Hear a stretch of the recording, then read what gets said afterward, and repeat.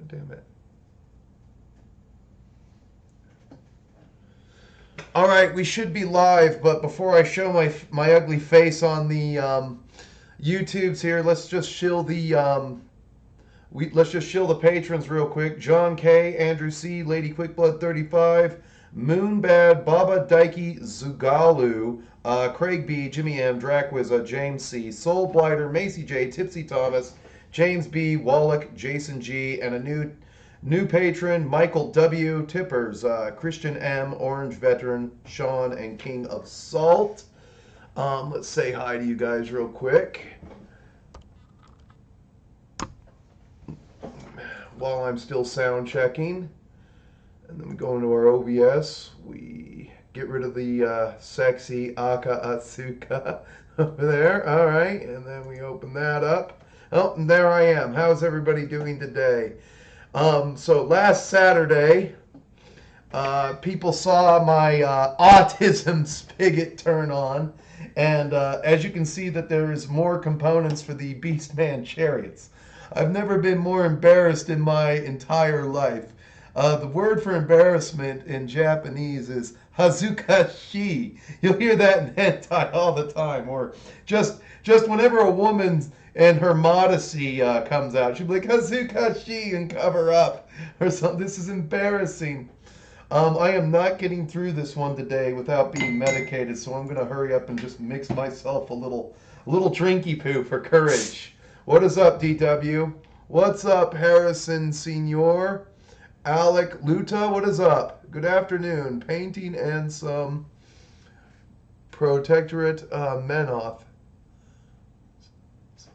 Okay, what is that? What is Protectorate Menoth? What is up, Andrew? That forward? Oh, you have King of Salt here. What's up, Andrew? Yep, you're still on the list, dude. I'm still thanking you to this day. You know, so when Marathon comes out, you'll be out there. Just so you know, you'll get to see it. What's up, Wargamers 341? God, I'm a beat slow today. I really am. I got messed up in boxing. My neck hurts. I took some good hits, dealt some damage, you know, but I am going to mix myself up a small drink. I don't really normally break into the liquor, but I'm medicating right now so I can get through this stream because I just freaking hurt. Just finishing some War Dogs. I know I got some stuff I can show off to you guys here. So I've actually worked a lot this week. I finished the second edition rule book for Conquest, Last Argument, and let's see here.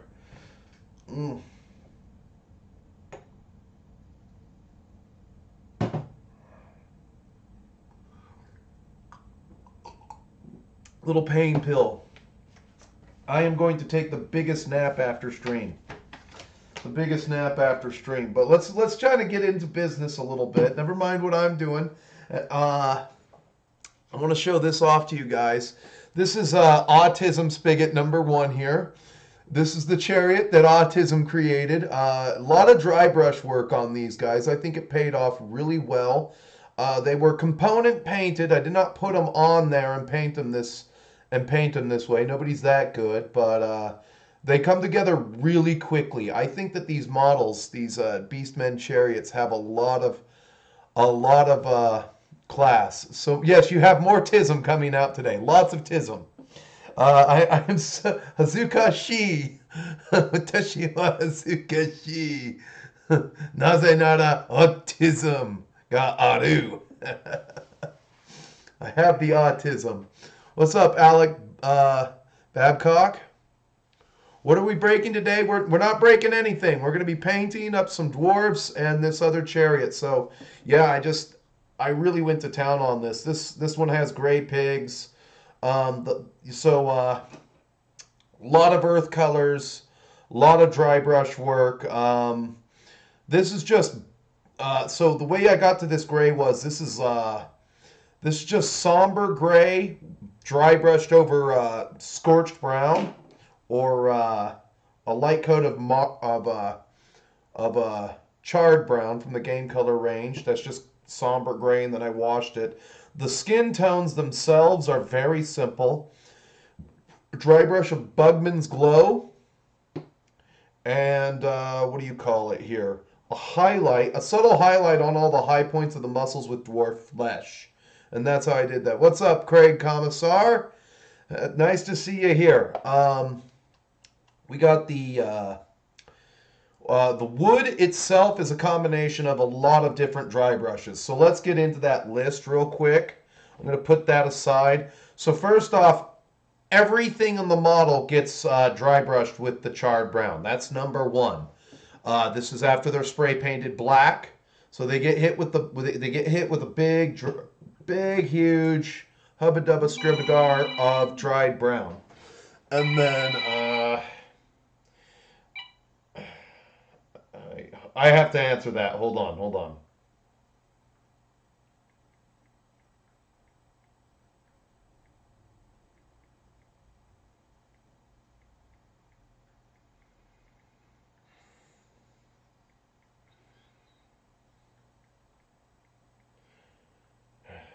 Now I gotta silence the phone. I thought I silenced it. I guess I didn't. My dad. All right. Sorry for the interruption. So after that, the next color that goes on all over the chariot itself, the chariot body, the next color that goes on over the chariot body is the snakebite leather. I use snakebite leather a lot. I am well known for my use of snakebite leather. And then after that, I do a light dry brush of Xandri dust, and then I wash it. And then I will be highlighting with a very, very light dry brush of desert yellow. The ropes and everything are just Umshapti bone. Nothing special there. Those are the ropes. And any metallics are just either whatever I grab, chainmail from the air color range or gun metal. The horns on these guys is just basically Menoth white right there. And then the reds, I only used one red, and that's corn red. As you can see here, I've got this guy. He's already done. I just have to finish the eyes on this elf and white him out, and then I'll be using gore effects with blood from the blood god over the red that I've painted, because he's decapitated himself a wood elf. How cool is that? What's up, Holy Diver the Junior? Have you played the cow historical mixed with normal cow? I have a few times, but that was way back in second edition. We're getting off at a lick today, aren't we? Got a lot of work done today, and so there's that. And then let's see here. Oh, the fur. Oh, sorry. Let's go back to this guy. So the fur on this guy is very simple. After he's painted brown and his red is done, his metals are done, his leathers are done, I dry brush the fur with Gothor brown, because everybody remembers Gothor, the Beast Lord. And then I do the studs and Retributor. On the other one, the studs were done with Mithril silver so that they would pop out a little bit more. I'll put him back though. I think that's the last time I'm going to refer to the what do you call it? Refer to that one. And then the flesh on the elf face, it's just a triad of Bugman's Glow, dry brushed, Bugman's dwarf flesh, and then dry brushed elf flesh. And then I highlight the eyebrows and I do the hair. The hair for this one was Xandri dust, and then 75% skull white mixed with Xandri brush on the highlight, and it got washed. So that's how I did the head. Like I said, I just have to, let's just finish this model real quick while I'm thinking about it, because I washed them last night. And that won't take long. We're just going to hurry up and do the elf eyes. He's got himself a wood elf there that he's killed. Those eyes rolled over white when he lost his head. All right, so we can put him up here. The other thing I've been working on all week is some dwarves. I did some dwarves yesterday. I had the day off. Now, right here, this is my brother's paint job. And my brother, he was a natural. He read he read what do you call it? Part of How to Paint Citadel Miniatures in a store one day and learned how to dry brush before I did, way back in the day. I think he did this when he was about 11, 12. And he just figured it out right away. He doesn't play anymore, and he's like, "I'd rather do RC cars. Warhammer's gay." I'm like, "Bleep you, little ingrate." It's kind of like that scene in Men in Black where those worm guys are leaving, and Zed looks out the office. They're loaded up with coffee and cigarettes, and he's like, "You sorry little ingrates." So yeah, I got a bunch of these guys, and I'm just matching the color. And so the ones that got done were some more handgunners. One. Nothing special. These are from the Skull Pass kit. Another musician. I'm going to have to paint the other standard, but I don't think I'll need it. I think I have enough standards for the dwarves. I have a lot of extra standards that were painted. The champion here. You know, and then we'll just grab these two right now. These two guys. 3 of them ended up with gray beards and gray hair because I'm lazy. I'm bringing the number of handgunners up to 20 so that if somebody does play Oldhammer with me and they want to play dwarves, they won't sit there and go, "Derek, you don't have enough handgunners. Why don't you have 9 organ guns?" You know, you can buy me an organ gun and paint it for the collection. Here's the difference between me and pro channels. Pro channels, like mini wargaming, they work with the collection that they are given, and if they need something for the army, they buy the model and they paint it up and they cooperate. Why aren't you cooperating with me? Screw you, holy diver. There you go. That's what it's like, pulling teeth to get a game. But I love my friends. I love my friends. Just wouldn't trade them for all the gold in the world.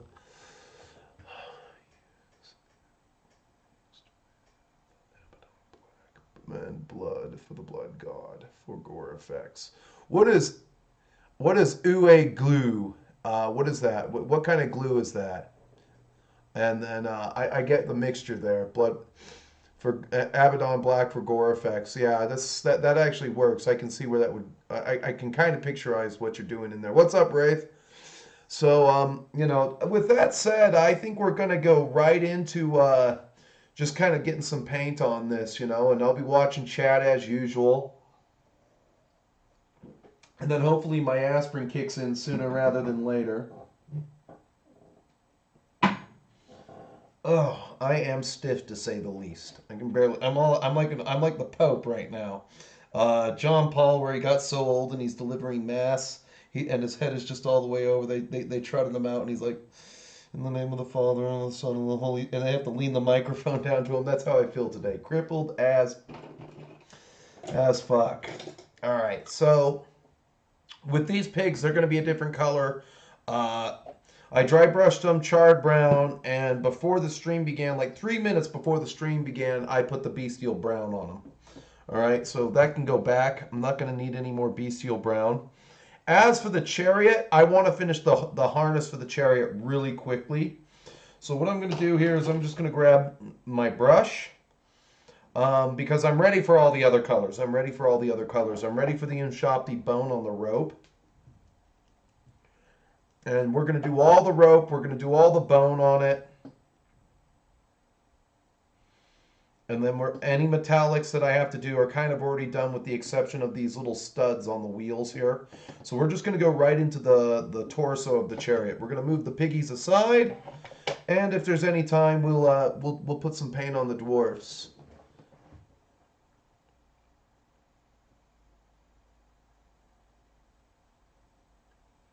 Tube super glue for making, I get it, you're making bloody chunks, right? That's awesome. Let's get this open. Let's do this right. All right, that's perfect.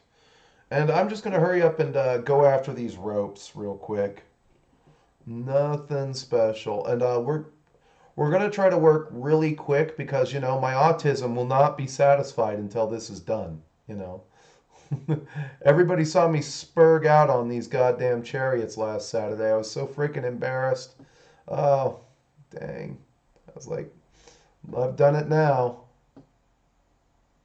And I'm not really worried about the wood itself because I'm going to go over it with another dry brush. So I am just going to really hurry and go through this. But my goddamn, this stupid thing doesn't want to cooperate.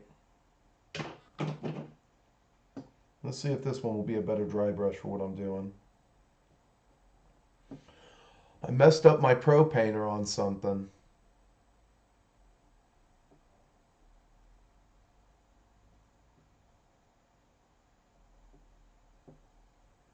Assume the HD Zen painter position.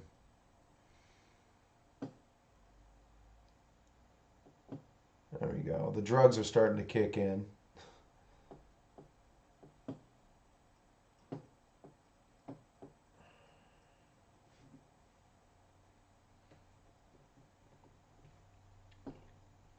Thank goodness, because I'm stiff as all hell.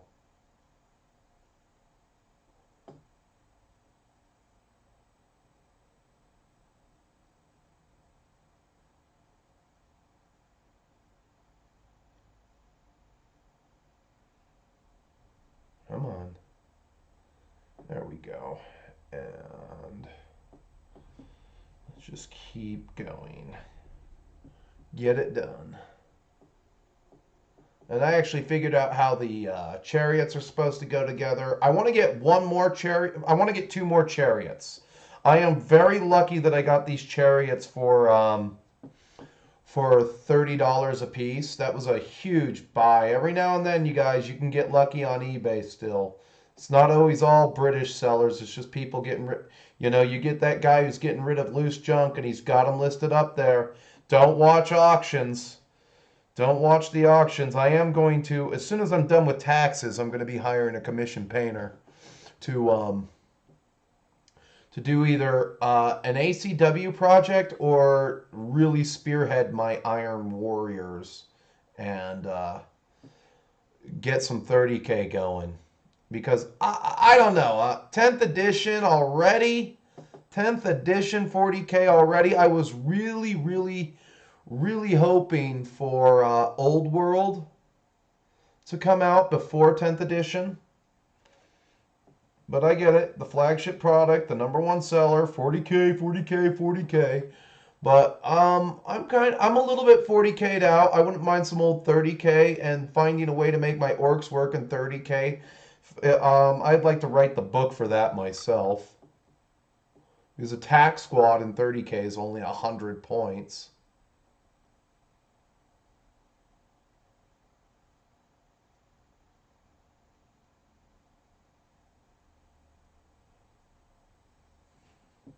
Like one way I'd write the war bosses for 30K because they'd be roughly the size of a dreadnought is they just have the 4+ rerollable and vulnerable. They would have that.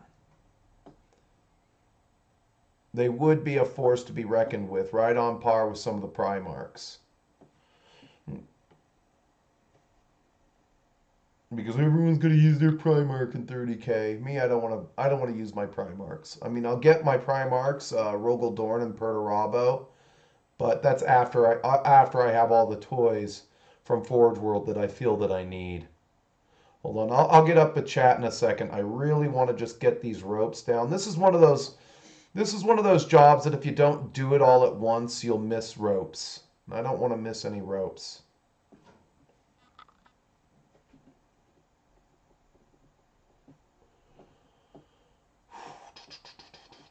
And I'm just, finally. I think my, yeah, the drugs are kicking in. Thank God. That's why I say put down your crack pipes and your beer bongs. I don't drink that much, so when I do drink, I use it mainly for medicinal, relaxing, cheap muscle relaxing purposes.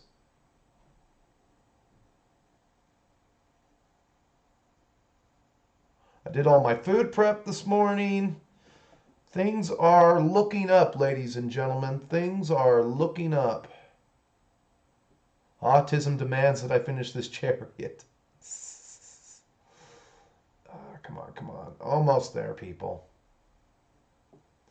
Like I said, I got to get all these ropes. This is just going to take a second. Going to be a minute. It's going to be a minute.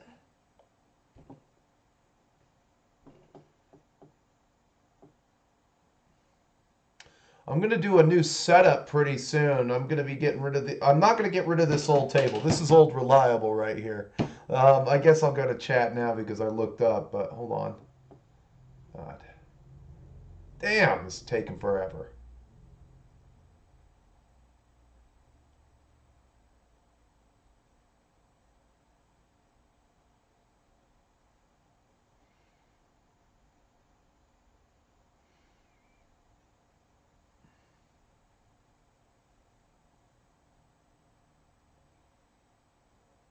All right, one more thing. This jacked up skull up here. Just get that there.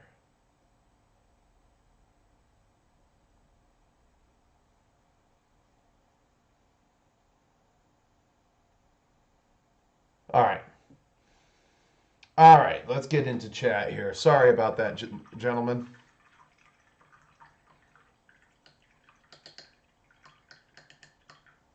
How many rounds could I go with the Ranger? The Ranger's not a boxer.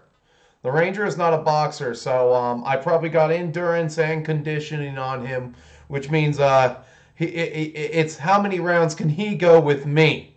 He does have that reach on me. He can drop the jab, but like Friday, every Friday, I specifically spar one opponent at least 4 to 5 times who is preparing for a fight simply for the fact that he is taller than me and weighs about the same amount as I do. He is taller than me and he can drop that jab. And I take those bombs. And the worst part about sparring Leo is that he'll start with the uppercuts. He got me with a pretty good hook right here, right in the mouth last night. So there is that. But I go after him because he's taller than me, and I want to get in. I want to learn how to get underneath and go for the body.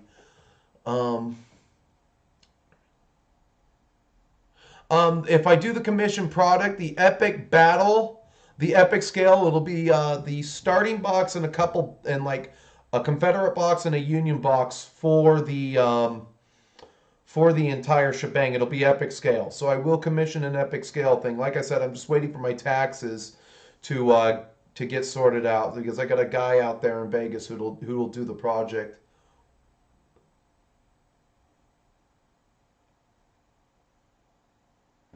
Will the Beastmen beat the Emperor? Probably. I don't know. I just I'm throwing this army together on a whim to fight Wood Elves, basically.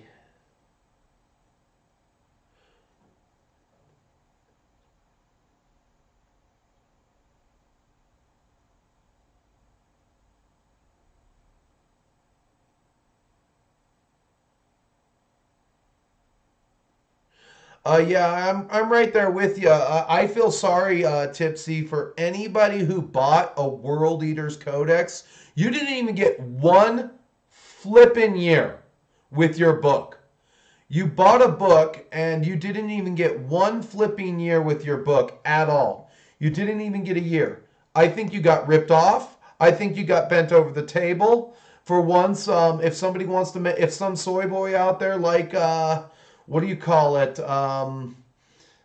Queer Hammer, I don't know his name. Oh, Discourse wants to make a video complaining about that. I'll agree with them. I can find common ground with that. You got screwed. If you bought a World Eaters Codex, you got screwed. There's already a meme going around of the Grim Reaper saying it's your time, and the World Eaters Codex was like, was I a good codex?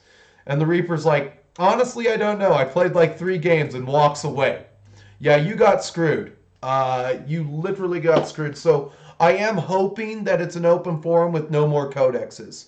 And the reason for this being is with over 20 armies soon, because they're going to come out with Dark Admech as a new faction.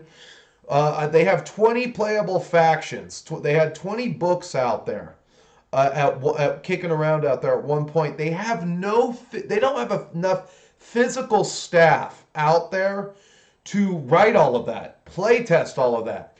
It's too much for a small company like Games Workshop. And yes, they are a small company. I will, like when I compare them to Hasbro or a company like Blizzard, Games Workshop is a smaller company. Not to say that they can't make better business decisions, but having the writing staff and the playing staff out there necessary to put these rules together, you basically you got people probably putting in 50-hour work weeks over there, and then there's probably the nasty rumor of GW not paying any overtime. So there's that. Let's see what we got here. I do a lot of Muay Thai. So last night with the tall guy that I was just talking about, Leo, it was all Muay Thai except for the last rounds where he got where he was just gassed because he goes to the gym six days a week. He's getting ready for a fight. I show up on Fridays. He was there. My friend Bo didn't show up, but yeah, it was a lot of Muay Thai. I condition my shins on a tire in the garage, and yeah, I do a lot of that stuff. I actually kicked his elbow really hard, and my shin guards did nothing. They did nothing. But at least I don't have a bruise and I'm not limping anymore. It was throbbing. My ankle was throbbing yesterday. So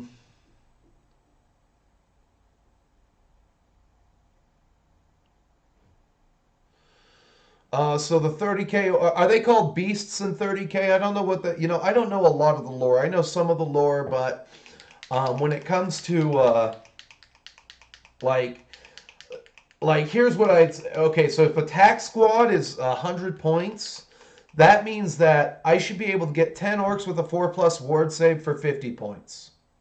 End of story. And all of my upgrades, the upgrade for one knob, the upgrade for his power claw, all of that should come free, and they should come stock with the big shooter. The what do you call it? The points for the truck. If a rhino's 35 points in 30K, I should be able to get a truck for 20 points.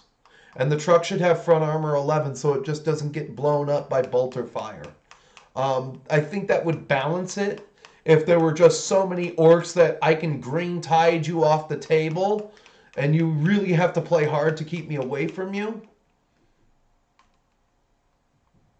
That disconnects. Thank you, OBS. But yeah, so you would, the orcs literally have to be like a third, like only represent 1/3 the cost of what you pay for Marines. Because there's a lot of weapons, there's a lot of BS out there, and so the only way I can think to make orcs viable in 30K is to make them cheap. Very cheap. Like, all of your upgrades are free. What's up, Shadow and Sword? All of your upgrades for the orcs are free. All of the vehicles are just slightly better on their armor. And then your whole point is to deliver power claws and overwhelm Marines with sheer number of attacks. Let's go down to Harrison Sanior. Okay. I have a really good jab. I go at it with the I got a Tasmanian devil left arm. That's what my coach says. He throws that jab out there like the Tasmanian devil. Watch out. And so I do that. Sorry, this paint needs a minute to shake. And you got Shadow and Sun. I gotta catch up with some of those live streams you guys are doing. I wish you guys stuck to a schedule. Maybe you are sticking to a schedule. I'm just too stupid to read it. You, Hungar, and DM James, all that good stuff. All right, the next color up on this chariot is the desert yellow. I hate this color. Oh my God, it's exploding. There we go. I think we got enough. I think we got enough. Yeah, we got enough. And you'll see what this does here. Is that just sort of gives the wood like a fresh cut, a planky look, you know? Planks on a pirate ship.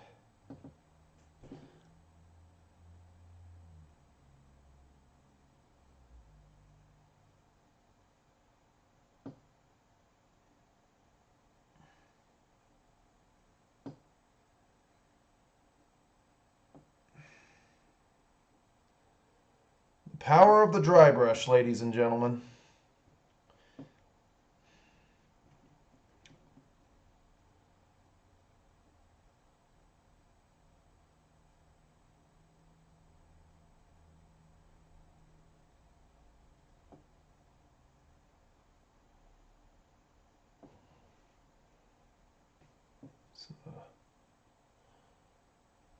Very specifically get up top with that. Come down there. Go back the other way. There we go. Sides. The front. Oh, that's a good color. Good wood color.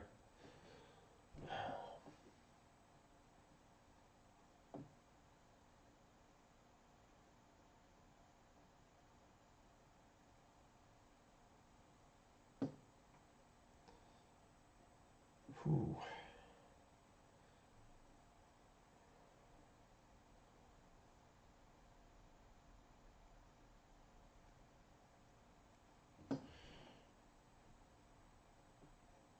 And the reason why I'm painting underneath is because this is a pewter model and I want it to be sealed all over the place. So yes, I will paint a little bit underneath. Let's go into this tire here. Just get that on there. Boom. A little bit of the plankiness. We can always touch up the metallics afterward.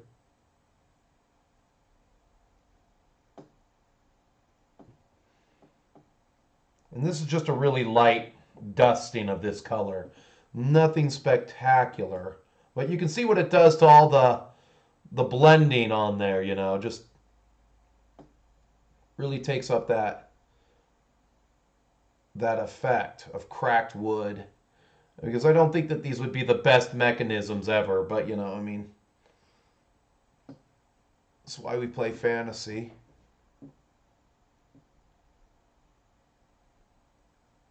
What is avocado time? Everyone's at 6:30 avocado time. I'll have to check you guys out tonight when I'm painting again and visit with you guys. So you guys are like masters at streaming. I need to learn how to do StreamYards and stuff like that. What's up, Sergeant K? Good to have you. Paulo, you know, what's up? Oh yeah, the contrast, once you get the riders on and everything and top these models off, it's really nice. It's really nice. And I'm not even done. I'm going to wash it a little bit more. I'm going to wash it after I'm done putting it down. With, you guessed it, strong tone ink wash. All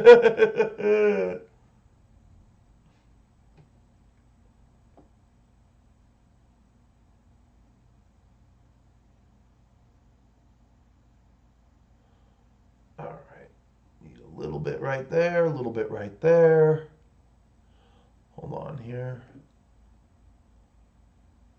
A little bit down in there. There we go.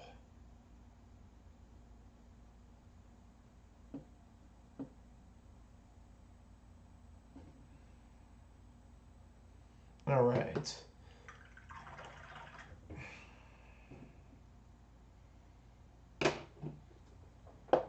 Put that back. Let's I'm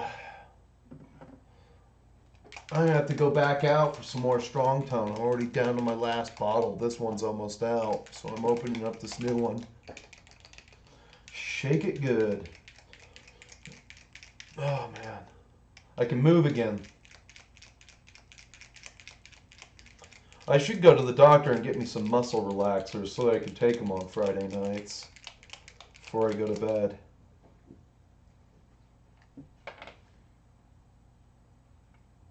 Oh, that came out. That sucker's loaded. I think that's all I'll need. I won't need a lot of wash. I just need a little bit. I'm going to dilute this because I don't... Oh, last thing. Last thing. Good thing I remembered. Let's get the metallics done up again. I'll probably only need 3 drops of metallic here. What I'm going to do is I'm just going to make sure that the tires are done one more time. So the metal on the wheels just at the top here.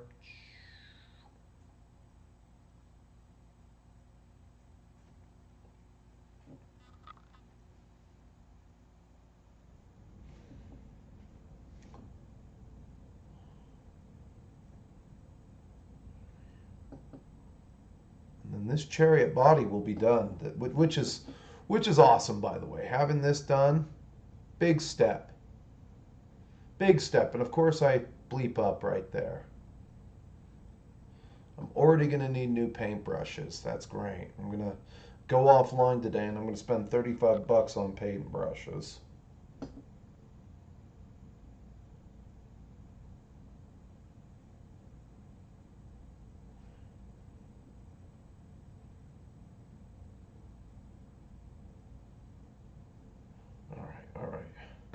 Everybody's living it up online at Adepticon this week, which I find hilarious.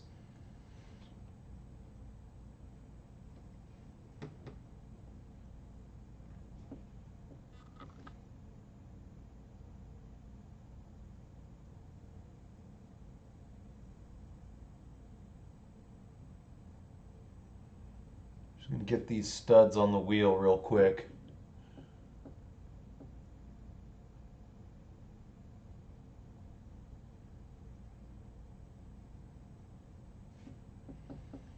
Still want to have clean lines.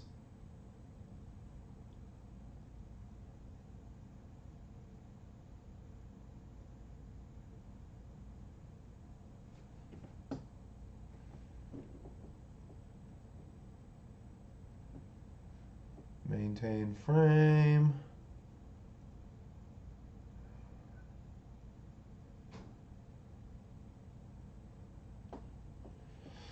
There's that. Let's do a little cleanup work.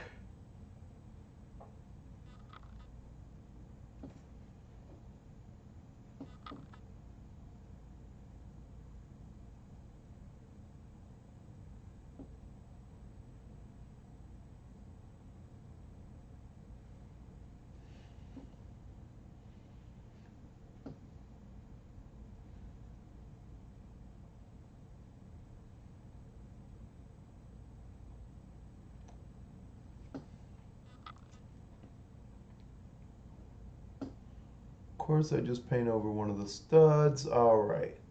Nice and clean, ready to go. We'll give that a second to dry off. Let's see, what are you guys talking about now?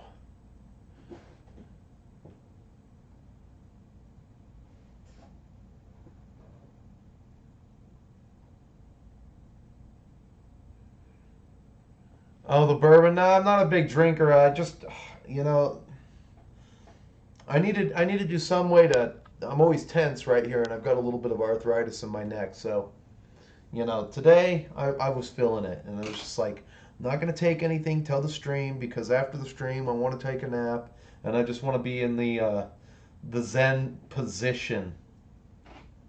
This flask right here. This is all the liquor I have in the house. And that's a Diageo product, by the way. Crown Royal, for the best of men.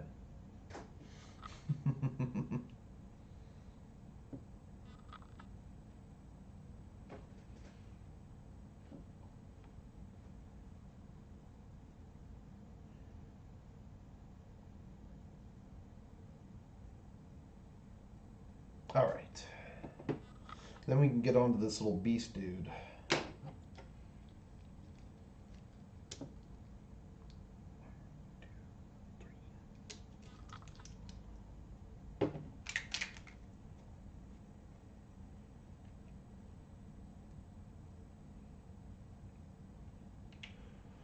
All right, let's see here. I got a shit ton of metallic out, so I'm not going to waste any.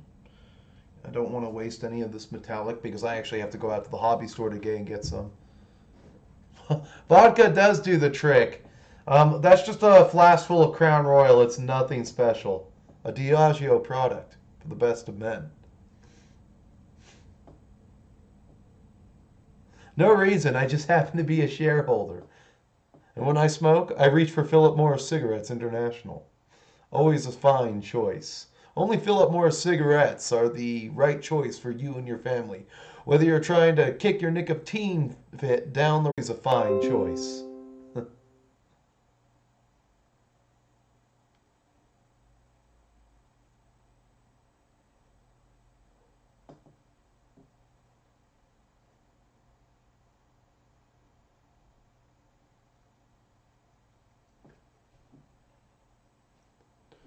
God, I might actually have to use up more of this metal. There's a lot in there. I only did 3 little drops.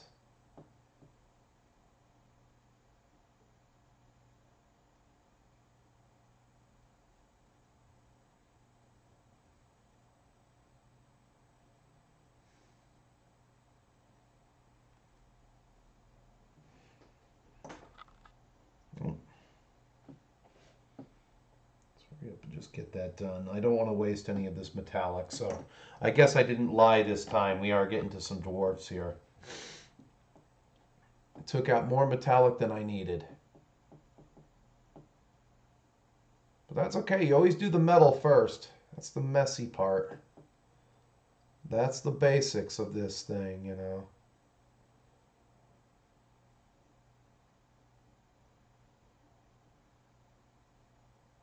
These two are dramatically the same pose. Hell yeah.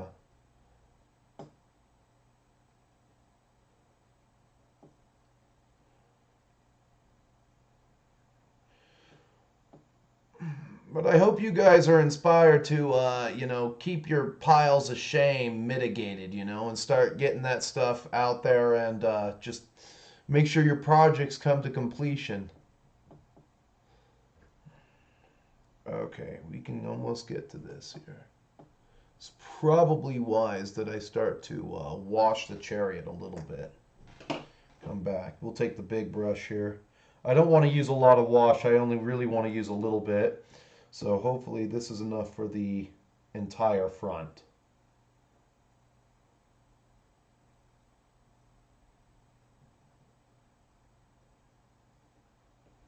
Just a little bit more. Because I want it to dry relatively quickly.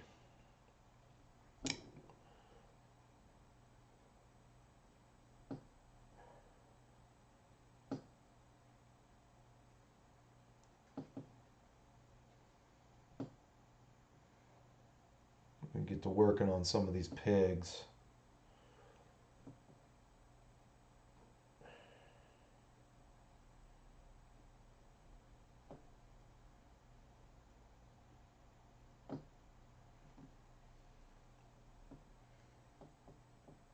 Yeah, and this is a very light wash. I hope I have enough here for the entire chariot. Minus the wheels, because I have to grab the wheels are going to get washed separately and last.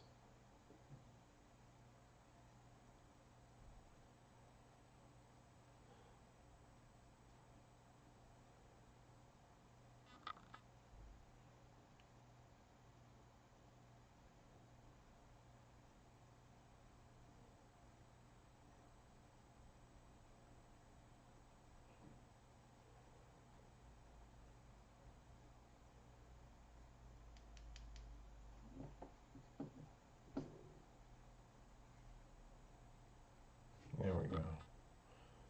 Let's go for it here.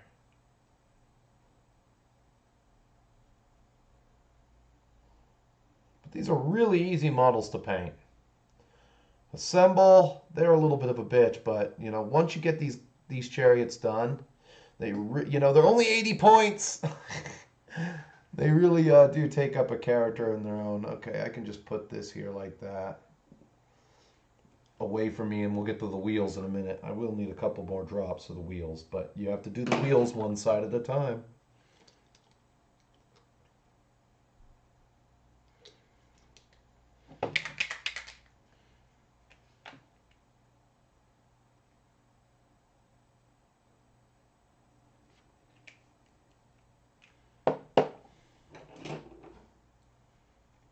All right, back to dwarves and metallics.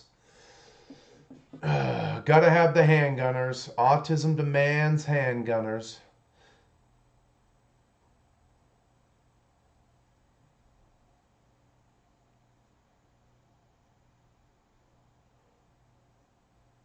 Hopefully we're back to Macedonian torsos sooner rather than later. Then I gotta get some conquest guys assembled.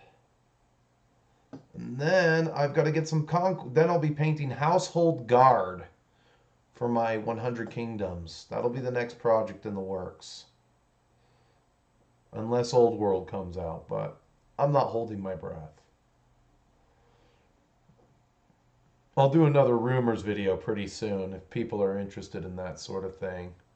But I don't think it'll be a Holy Diver show. It'll probably be a quick 15-minute-er.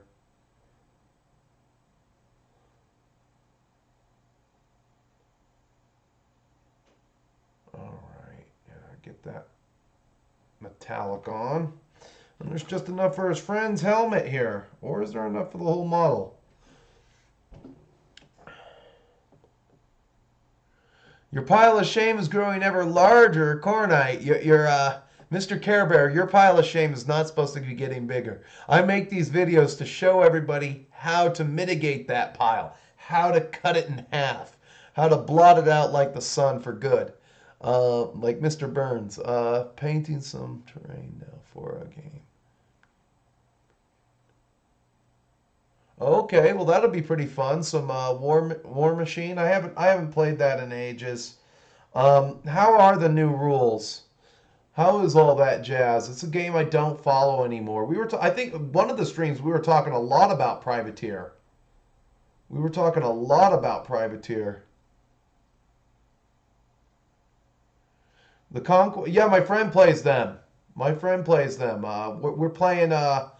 When people get their books, we're going to start playing Conquest again. I'm the only one. I just finished reading the second edition book. It's a little different.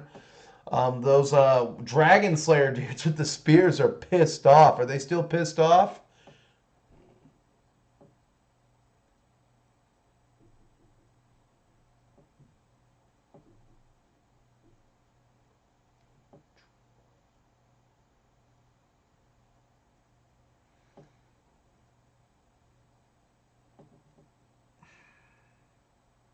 Again, do not be shy with your metallics. They're gonna get everywhere. They're gonna do what they do. They're gonna do what they do. But at the same time, you don't want to waste a lot of metallic. I'll keep going till I run out.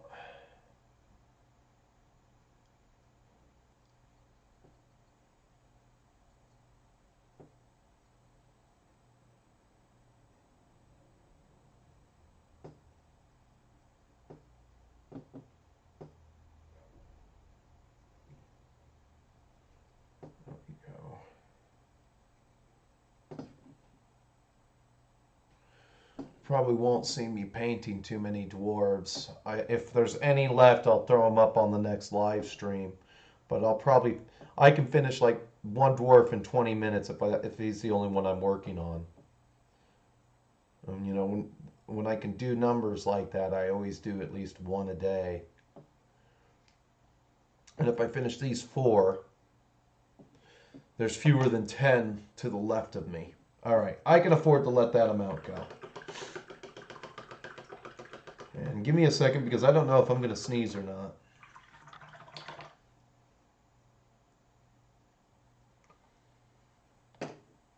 All right, let's wash these tires real quick. Yeah, this is just dry enough to touch. No, not quite dry enough to touch. Not quite. I think we'll get away with 1 tire, though. I got a... Hold on here. I'll be right back up in chat in a second. Should turn on the heater.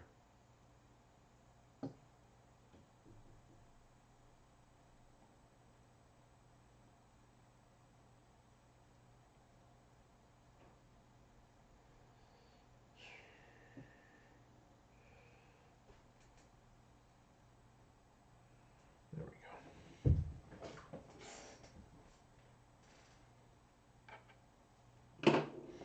All right, so to go back to work on the Chariot, I think we ought to do some of these piggies. And the first thing we got to do is their flesh, and then the next thing we got to do is their Menoth white. So we're going to be working with these 2 colors. I have the little Ungor that sits right there. If we get some time, we'll throw some work onto him. And doing good on battery. Let's see what's going on in chat. Really hope Bretonnians are done with a full range. Only other army I'd want than my World Eaters. I really hope so too. So basically what I gather, the next video I'll talk about it right now, is the components that I've seen. I don't know if they were 3D rendered or if those are actual size. I think that they're still going to do 25mm heroic because Games Workshop has the technology to produce monopose plastic easy build kits. So I don't think that they're going to deviate too far away from this kind of style of figure right here for one reason. This is going to be more of a specialist game.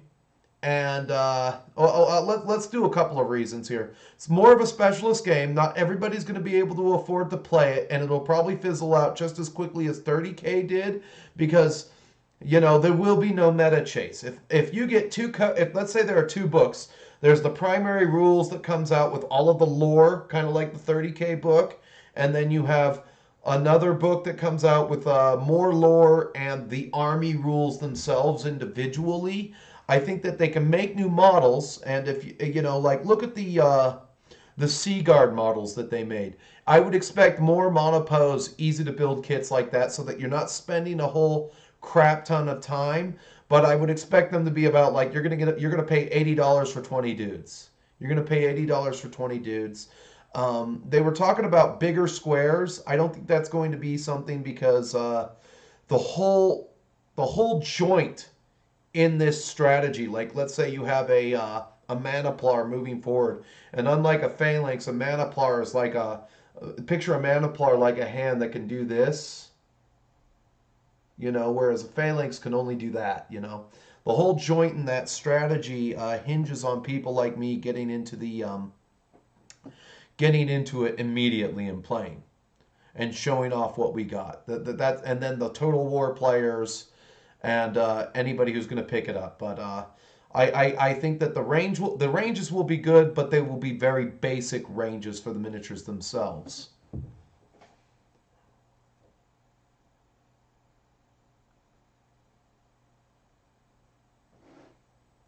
How did they change movement? Well, you just don't move in inches anymore. It's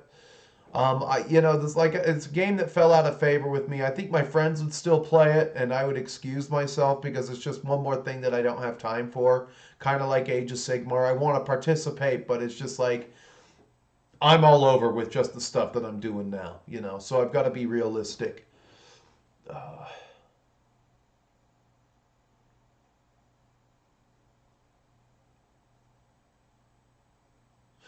Your orcs are in the box of shame. Greenskins should leave no green skin unpainted, my friend. Greenskins should never be unpainted. They should never ever be unpainted. That shit, for shame. Those guys are my boys, my homies. No, leave no green skin unpainted. That hashtag Green Lives Matter.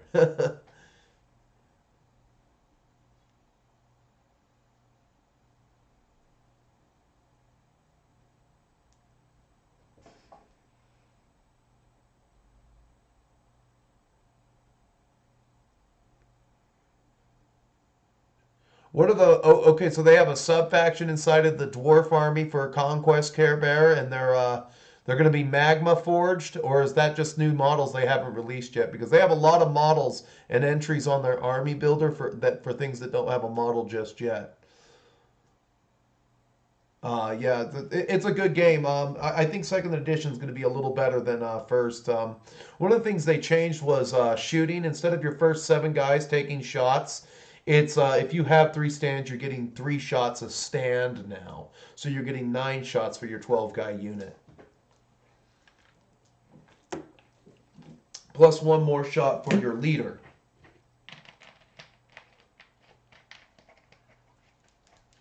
You got 120 figures for $90. Like I said a little earlier in this stream, there are a lot of good deals out there. I got these chariots for $30 a piece. When I start painting Bestigors, the buff beastmen, I got those guys I got both boxes for $30 a piece. I got lucky. It was all from the same sale. So, pick up the deals where you can. There's always people churning out of the hobby. There are always people churning out of the hobby, and it's good when you can pick up those deals. Seems like I never pick up enough of them. I'd be broke if I did, though. I'd literally, I could spend myself into oblivion on armies if there was a lot of choice out there. If people were selling armies like they were in circuit 2008 to 2014, somebody would finish off with a fantasy army. There was a lot of good choices out there. A lot of good choices. And I could definitely go broke doing that.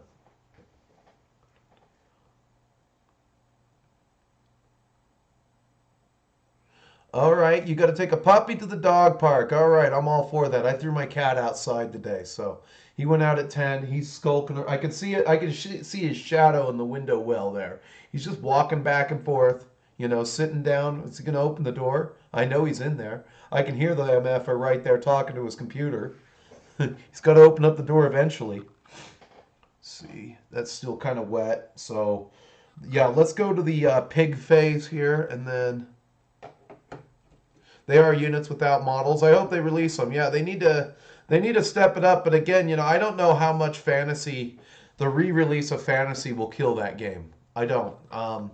It won't kill it for me because it's like as a collector, I think it's always good to just sort of like I've got 2,000 points of 100 Kingdoms painted.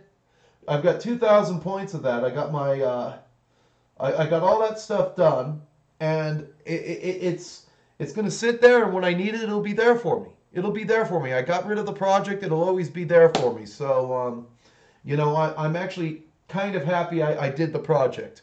I want to do a few more things for the army, and then I might want to do about 1,000 points of Wadroon, but I don't think that they're going to be on the list this year. But, you can always go back. You can always play more than one game. But like you don't need to play every single faction for the game. That this is a prime example of me picking one army, and I was given some figures by a friend of mine, a very good friend of mine, gave me 3 knights, a unit of three stands of knights, 3 stands of men at arms. It was 6 stands of men at arms. That's what came in the 2-player starter pack back then, and a noble lord. I started with that, and it's just you can do a basic collection, and you can collect all kinds of things. Like I've got to do an auction for some undead pretty soon, just because I'm getting crowded in here. I'm getting crowded in here, and I just had a huge fight with my mother about her empty basement, and I can't store a few armies up there. What the hell, Mom?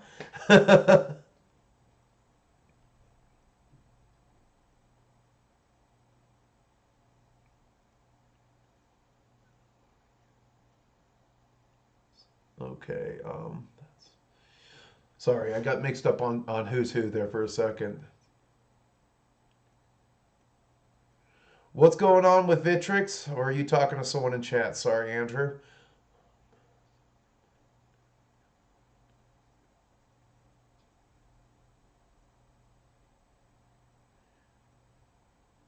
Oh yeah, I regret. I sold my Dark Elves too, buddy. I'm right there with you, Care. Oh, what's up, Von Ketteringham?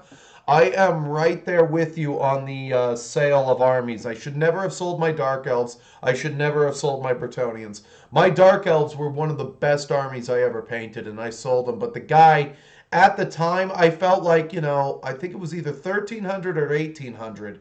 I was offered a lot of money, at the time. I'd been posting some pictures up of like, this is my shit, all proud on Facebook, and I got a pretty big offer on the Dark Elves, and that's kind of why they sold. It was just like, and it's you live and learn. So how are you today? Popping in for 5 minutes. Any more thoughts on ACW? I know you said you have. Yes, I am tempted, sir. And when I'm done, okay, so I owe money on taxes. When I'm done paying that, and I'm done just leveling off from tax season and everything, I'm gonna have some money either way. Even though I've paid, I'm gonna have some money, and when I know how much that is, that's how much I'm going to get in epic ACW. I would like to do 28 millimeter. It's just that I think the epic stuff is just a little bit easier, a little bit lower of a buy-in, and a little less of a time. What do you call it? Time investment. And so I want to go in like the old 1-2 and do a small collection for both sides. So that's going to be a box of Confederates, a box of Union, and a starter box with a terrain. So I want to be able to furnish one whole table, play a game, play a couple of games, rope some people into it maybe, and they'll do their own thing. And then I'll be able to branch out from there. But I hope that helps you with your answer. I need to pop in more on your channel. You know, I feel bad actually. I appreciate you coming in. I just, I'm gonna throw you up in the queue for the truck rides this week. That's what I'll do, VK. Um, let's see. You get yeah, that Vitrix are a pretty good one. The Romans, yeah, I like that line. So that's not bad. 120 for $90. You can't go wrong with that, especially with the Norman range that they have. Those are some good models. Very solid sculpts on their Normans. I know I keep saying I'm going to do this, so let's get to some painting here for a second here. The stream's busting right out here. I should do more streams high. No, I'm not. No, I shouldn't. I the whole theme of this is don't drink and drive. Drink and paint a little bit. I like it when people from the UK pop in. My my what do you call it? My sister did the 23andMe, and unfortunately, oh no, I'm British. Somewhat. I do know that there was an ancestor in Scotland around the 1600s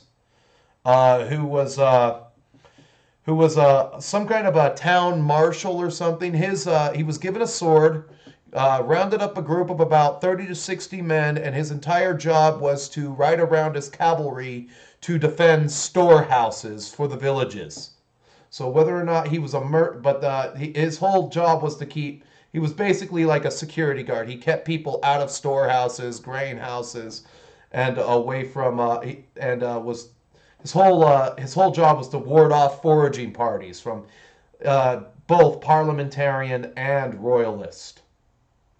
Because a village would produce a certain amount of food, and they didn't want to give up that food to the armies, so you had to defend your food. But that was basically more or less his job. I'd have to find that paper.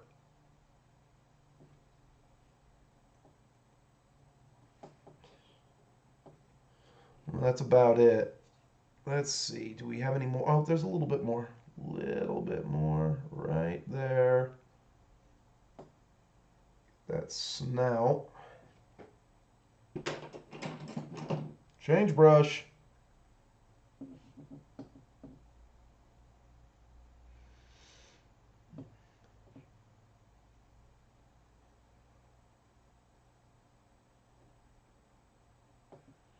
Yeah, Sharp's practice does look like it's a lot of good fun. It's just it's a time thing. If I have time, I would do 28 millimeters. So I'm not quite sure, and I don't know if I'm going to invest the money into 30K yet. But yeah, I am highly tempted, highly tempted. I do want to paint up some 28 millimeter Confederate cavalry either way. I am going because I just wouldn't mind having some of that around. Um, Especially, I'm actually rereading Bust Hell Wide Open, a book by Robert Mitchum, who did a book on Erwin Rommel. And Bust Hell Wide Open is about it's about a full battle biography of Nathan Bedford Forrest and his cavalry excursions. Military genius, that guy. He shellacked a lot of West Pointers, to say the least.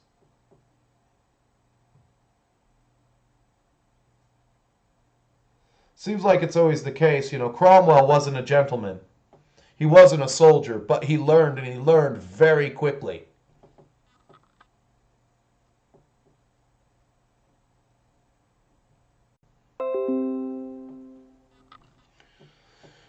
Let's see here. Hopefully OBS holds up for another little bit here.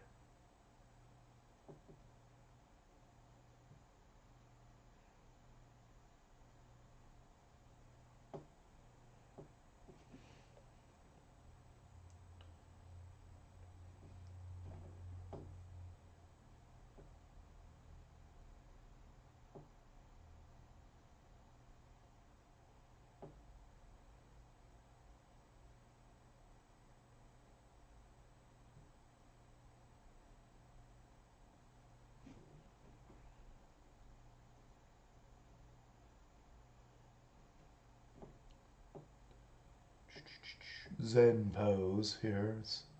Someone coined the phrase.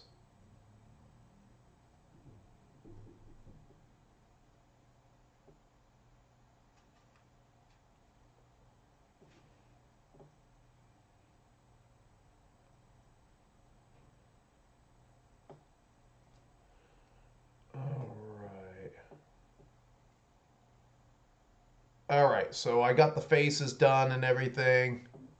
What's up, Shocker CK? And I can't pronounce your name. Memespay? What's up? The Killer Angels of Michael Shar is not on point. I don't get what you're saying there. Please elaborate, Memespay. So let's see here. Oh, just a little bit more flesh. Little bit more flesh, then we can start on the bone.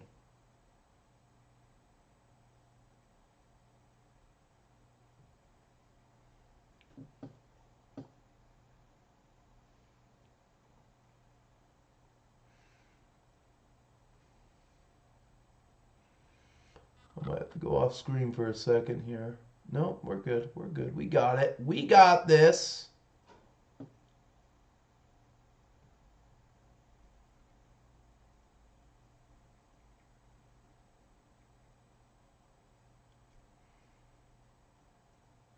There we go.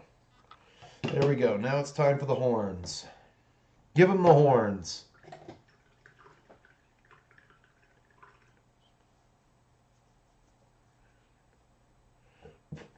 If I had infinite time and infinite tracks of...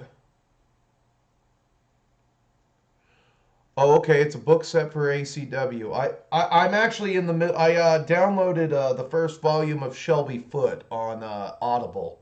I listen to that while I drive. You know, a good thing about Shelby Foote is he proves that you don't have to be a college graduate in order to write a good book that everybody respects about the Civil War. They always throw him out there, and you can use him as a source. There are actually historians who got together, and they did a 350-book bibliography. He basically gave them the titles that he used. He didn't do a bibliography. He didn't... and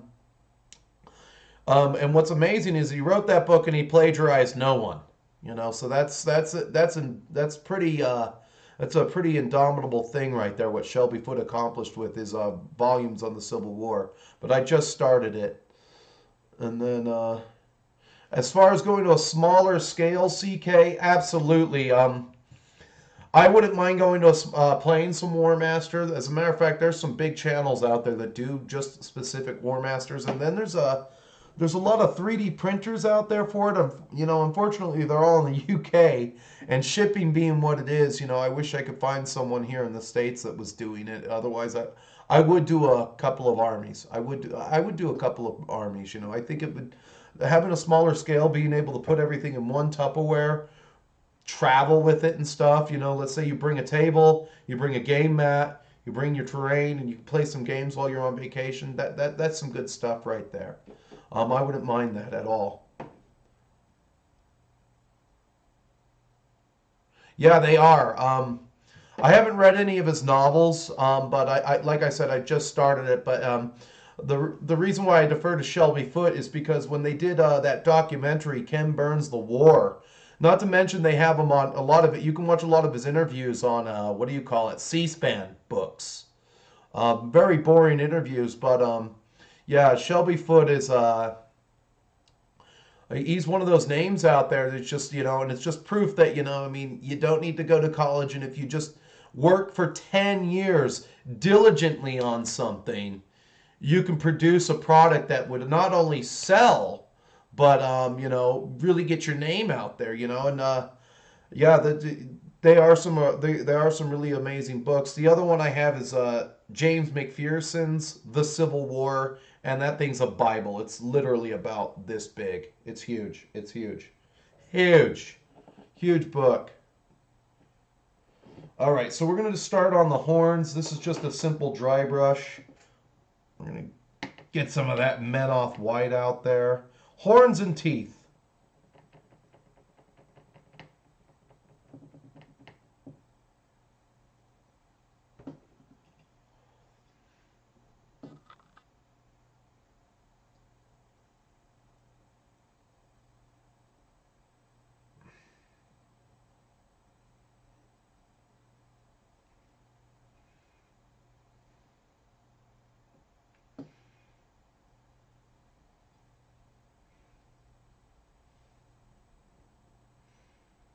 And we'll do one full side first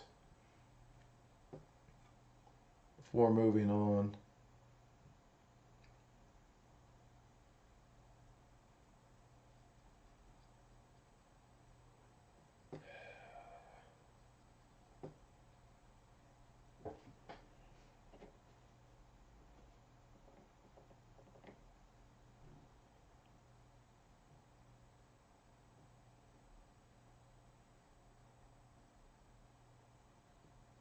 Now we will go through and we will highlight this with the Umshakti.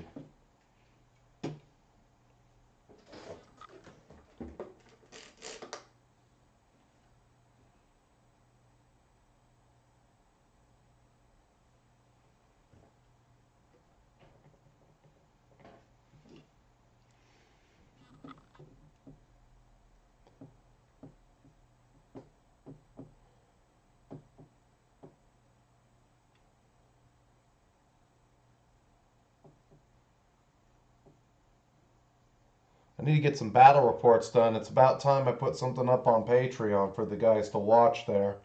I've been kind of lazy in that, you know. Well, luckily, it looks like my good friend is gonna come out of the woodwork again and put together an army of vampire counts to maybe go against my dwarves.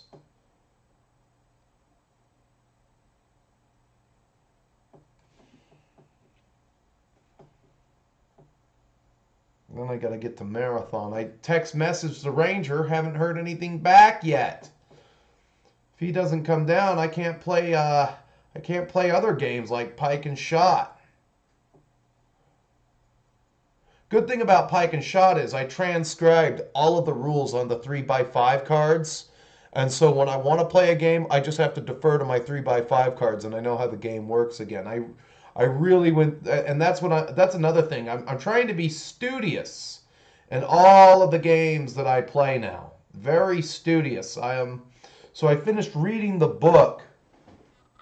Oh, they're actually in range with me. I finished reading 2nd edition.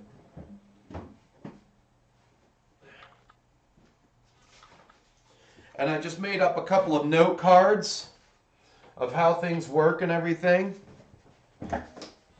So the note cards that I made for 2nd edition, this is, what do you call it? Conquest, Last Argument of Kings.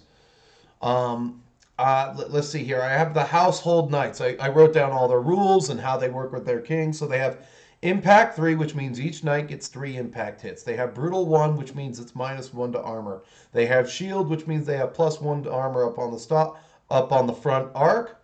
Then they have Unstoppable, which allows them to re-roll their charge distance. I paid 50 points to make them veterans because you have to go for the double the price on the officer models. So I made them, the champ normally costs 25, it doubles the points cost. That gives them +2 inches to their charge distance. If they're vets, they have +1 clash. So they go from being clash 2, which is weapon skill, to clash 3. And when they are, what do you call it? When they have a clash action and they're inspired, they have clash 4, which means they're weapon skill 4. So I need 4s and below to hit things. And then the last thing I wrote down, page 36, unengaged stands contribute impact hits as normal equal to the impact X value. My impact value is 3. Now, how do they work with their king, the noble lord? Well, I have one noble lord here. He's got brutal impact 2, which means his impact hits are -2. And then he's got impact 3. He's got the shield and he's cleave 1. Now he's got an item called Olifant's Roar. Olifant's Roar. And what that does, it gives them the glorious charge. And it gives him glorious charge and +1 clash on the impact hit. So I hit it. I can hit it, impact hit. I can hit you with my impact hits at clash of 4, basically. And then it gives us terrifying, which is -1 to your leadership test when you take wounds. He's got disorienting strikes. And then let's see here. That's a -1 attack when you're -1 to your weapon skill fighting a dual action. And then he's got the Turn a Tide event, which allows him to activate a unit automatically. Speed of Horse is his ability, which adds +1 to the Household Knight's impact hits and allows them to reroll 6s. So I'm making a lot of notes like that so that I know what they all do.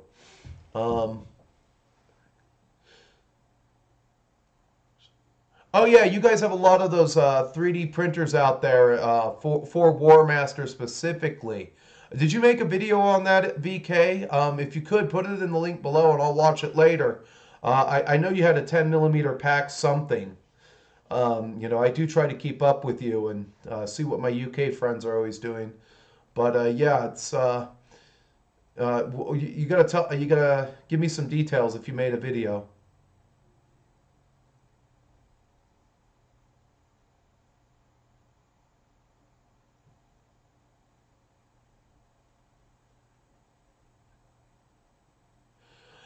How to keep your chariots from falling apart. That's a good one. That's a good one. So, as you can see, these pigs are firmly glued on to the base itself. All right, that's for assembly. All right, that's step one. So just make sure your pigs are never going to move. That's why they were mounted on the base. That's why there's no sand. I'm going to use texture paint. Texture paint is kind of a blessing. In the old days, I would have just used straight up static grass. All right, next step, and this is dry now, so I can actually play with it a little bit, other than I have to do the other tire. Next step is just find the best way that everything fits together. And you have to construct the chariot. And the chariot has, as you can see here, like I'm going to bring this up into the light. It has holes for the guys to sit on. So you're going to jab the guys in the holes and you're going to make sure that you file it so that they fit once they're painted, okay? And then, so you're going to put the guys on, but the most important part is just making sure that this, see how I've got 1, 2, 3, 4. You want to make sure that you have all 4 points of contact with the super glue directly to the base. Directly to the point of contact on the pig. If you have to use an applicator for your glue, like if you have to put some super glue in a little pot and you have to check before you spread the super glue, do that. But having the 4 points of contact is key. All right? And then you can put the texture paint down and everything and you can go that route. All right? So if you look at the finished chariot here, for the guys, each guy went into the slot. They went into their slot, and then I glued this guy right here. So if you go underneath the chariot, let me go underneath this real quick. You can see that it's got a big, huge point of contact for super glue. It's glued underneath pretty hard, all right? So when I glue the guy's foot to here, that's a second point of contact to kind of hold it together, all right? And he's going to sit right there. And this little dude's right there. And it's going to be the same setup, okay? And then the other guy, he's just going to go on and sit there. But getting the 4 points of contact and doing it right the first time is very key. So you've got to use super glue. You know, if you have to, watch the miniature first. I didn't. These miniatures were literally probably close to 20 years old. They were probably casted in 1997. So, you know, I just went to town on them. Let me wash this wheel real quick while I got it out.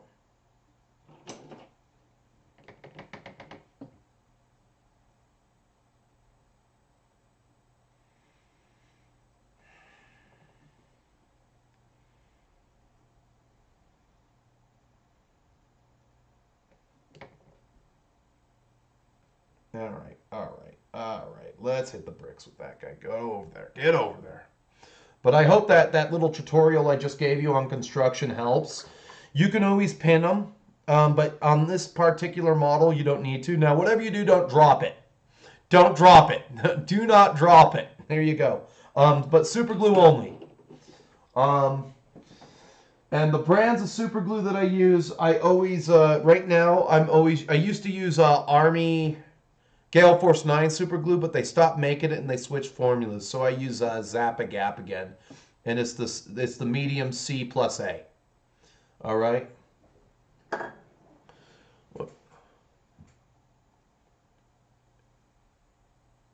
Yeah, you have to really fiddle with them and know how they're going to go together before they before you settle on a. And if you watch my last stream, uh, Jedi, if you watch my last stream, you can see how I was fiddling with the goddamn thing. I was just exhausting every possible avenue, and I think off a stream it just sort of clicked. So yeah, the pigs go down, and you have to get the length right. That was the whole key. You get the length right. All right. Let's just look at the finished one real quick. I gotta keep that somewhat wet. Let's just look at the finished one. So as you can see, that's literally, I want to say that's a clean 2 inches. Let's double check. I have my tape measure next to me.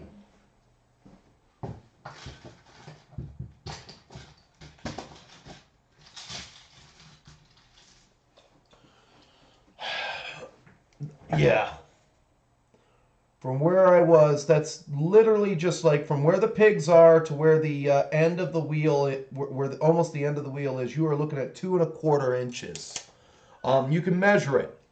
Then you can make some marks.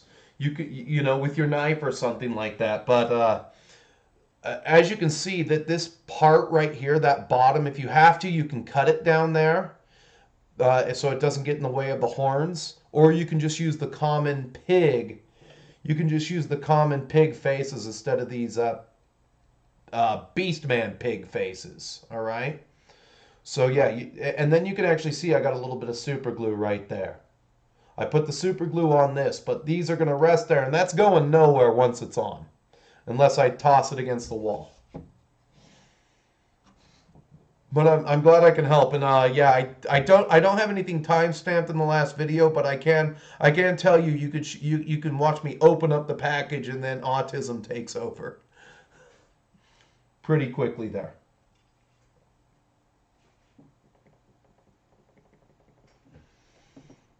If you want to know about building and painting miniatures, watch that VK guy go to town. He seems to finish something new every single week. His stuff is also nicer than mine.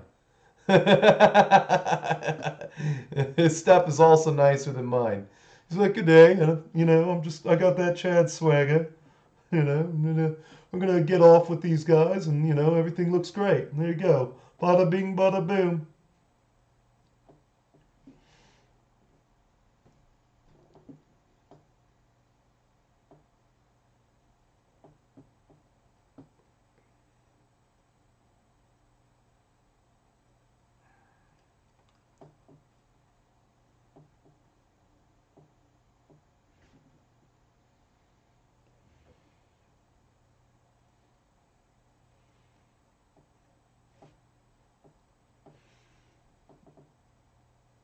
This is the annoying part, is just making sure that you get all the tusk stuff on. That's why a lot of brown goes on these guys.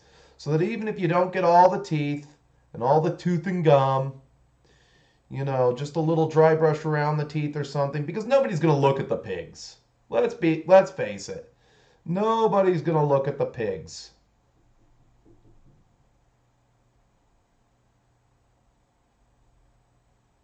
Nobody's going to look at the pigs.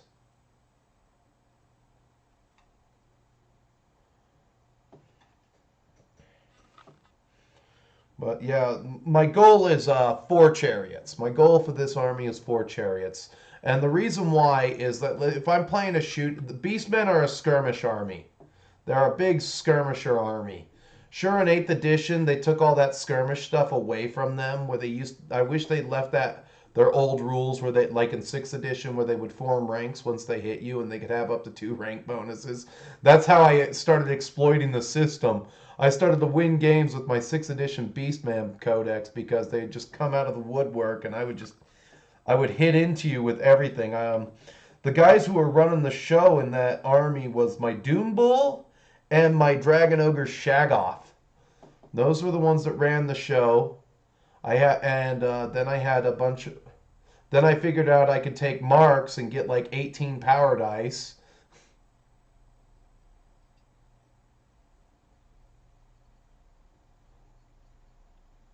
I actually wouldn't mind playing some 7th edition, but I'll stick with 8th because it's easier to keep track of 1 edition.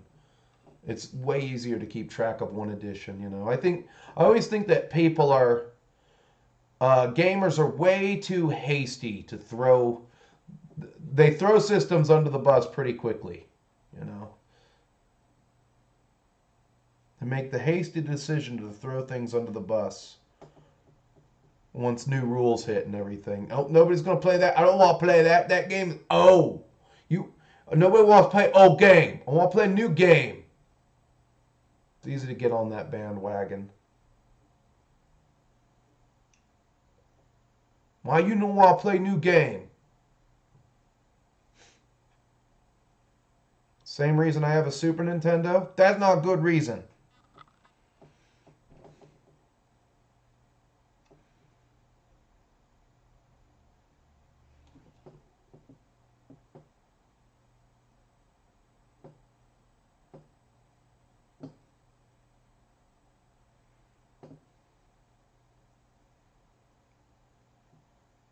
Just going to put a little bit on the hooves here. Just quickly on the parts of the hooves that I can see. Just dusting the hooves with the bone. Because there's a lot more colors to come on.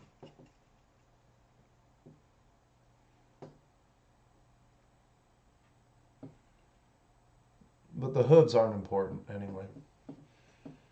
I will retrain this brush. God damn it.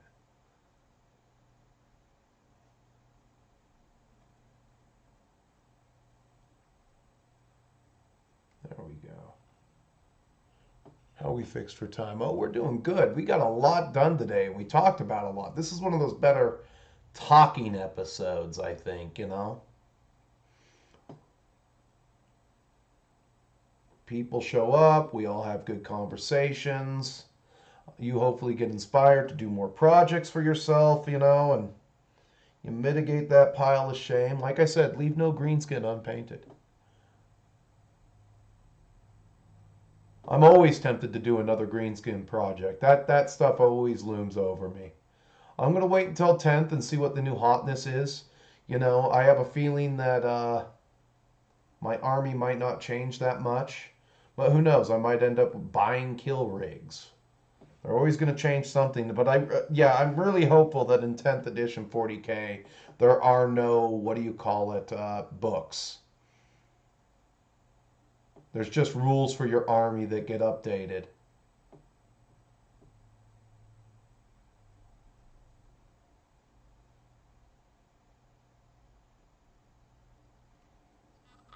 There we go. There we go.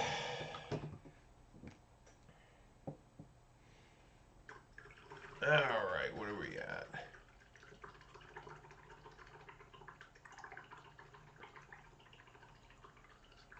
I have a video, Mr. Andrew, Mr. King Assault. I have a video on what do you call it, on YouTube for that, for painting the Confederacy. If you watch that one, how to paint Epic ACW, if you watch that, I give you the whole color list before I start painting. So there is a video on that already for Confederate grays. I just literally went with Codex Gray.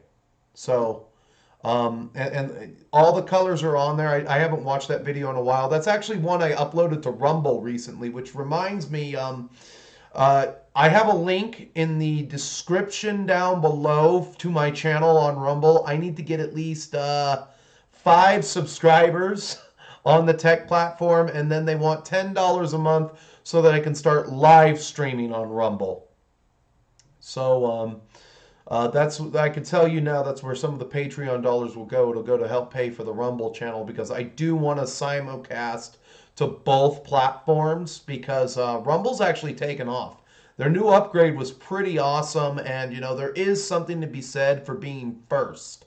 There are a couple of people already on there doing game-related content, but I have a feeling that Rumble's going to be a new future home for Holy Diver because I mean, like YouTube is like a shit sandwich when it comes to things like They already like want 50% of your super chat money now. That's what they're gonna go after next. They've had some pushback, but like if you're like Raging Golden Eagle, and then all of a sudden YouTube comes in and said, yeah, we want 50% of your. So if you get $1, you're giving YouTube 50 cents. That is some BS right there. Hey Mookie, what's up? Just playing along with me. You don't need to talk. You know, there's 22 of you viewing over the duration. You come in and out as you please.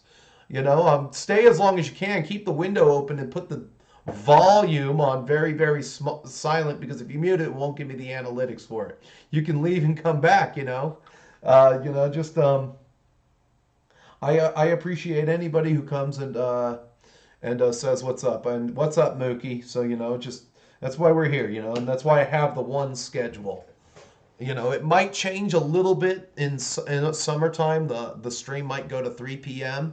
Mountain Time, but that's not by choice. That's my part-time job is as a gardener is starting to flare up again, and that's real good money that I can get really quickly. You like the last? Was it the rant on what Discourse Miniatures? Which rant? I have so many, sir.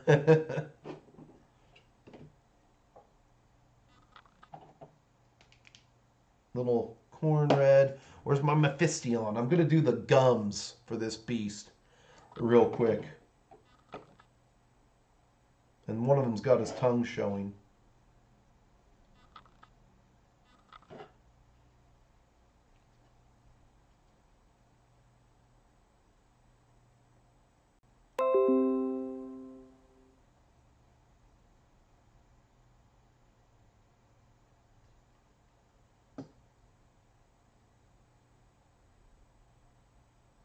Little bit of red in there because that's the only parts of it that I can see.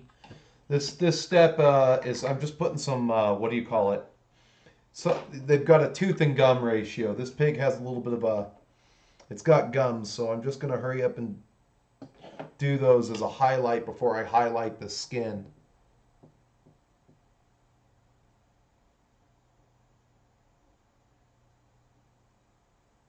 I mean, this step is completely optional, but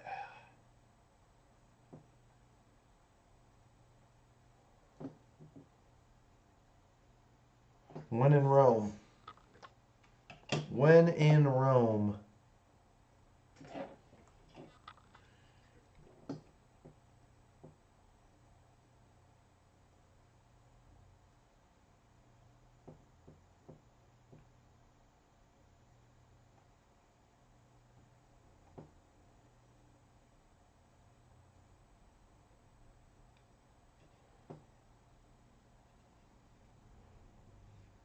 All right. Oh, furry ears. Okay, cool. All right. Nope, not going to paint the ears. All right.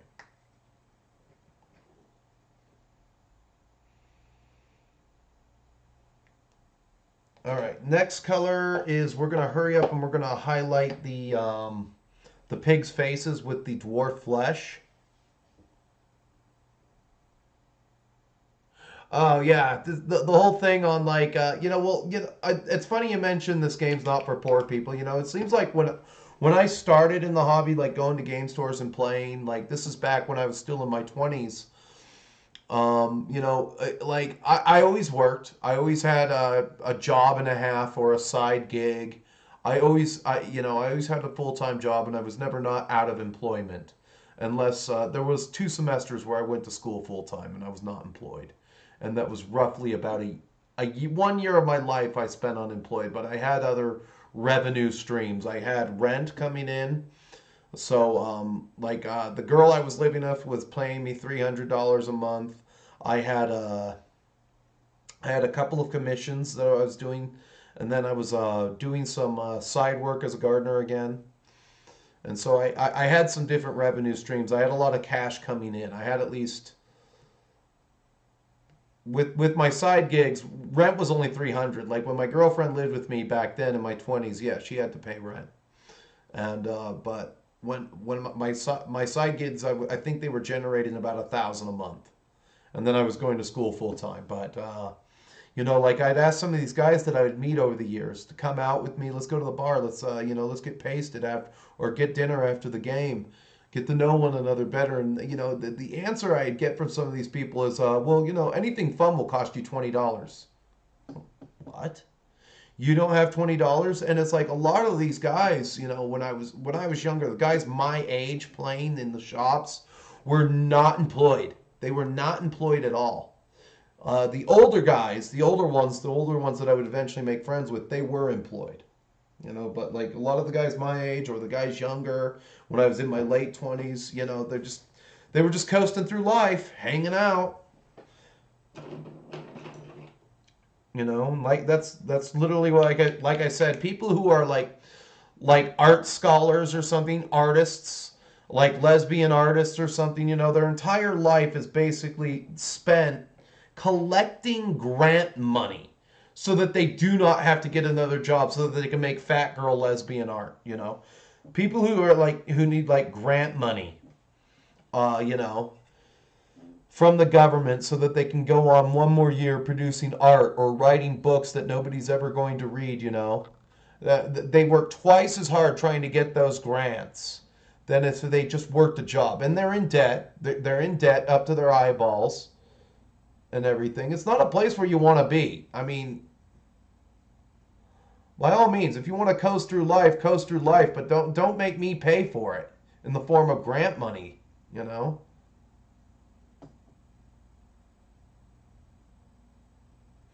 I mean, and it's disgusting, because you go to an art museum. The last time I went to an art museum, all of the art in there was trash. It was literally trash. Drawings of cans and candy called sweet nothings. All of the art in the art museum was trash. And those are the people who get your tax dollars to make rudimentary shit art. The art is shit. Your average artist on Instagram produces better works of art than those people who are in the museums. And I'll admit, some of these people do come from money. There's God, I can't remember her name. She's on NPR, and she wrote this article about like how it's hard for women to basically be single. And the premise is like how her credit card debt is growing and everything, and she's got 3 kids, and the answer is never get a second job. I mean, heaven forbid you stay in wedlock and you raise those kids and you both work, or one of you stays home and you don't send your kids to daycare. The daycare thing. I'll have to link the article, but it was something that I saw on Aaron Clary's channel, but I read the article too. And if you watch Aaron Clary, he's an economist, but he's also an author. He's sold more books than this NPR person. He wrote Poor Richard's Retirement, which is really more of an essay. I recommend Poor Richard's Retirement to all of you. By the way, good sound financial advice. How do you retire? Like you will, if you don't buy new cars, you will save literally 1/2 of what you need for retirement if you're not making a car payment. You know, that's like the premise of Poor Richard's Retirement, but it's an essay. It's an essay. Pretty good essay. Recommend that one. But that was done by Aaron Clary, and he has a YouTube channel.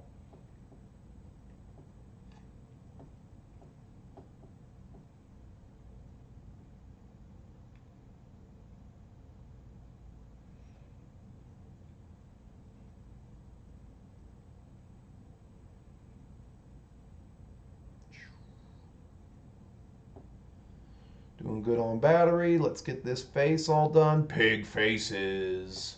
Pig faces.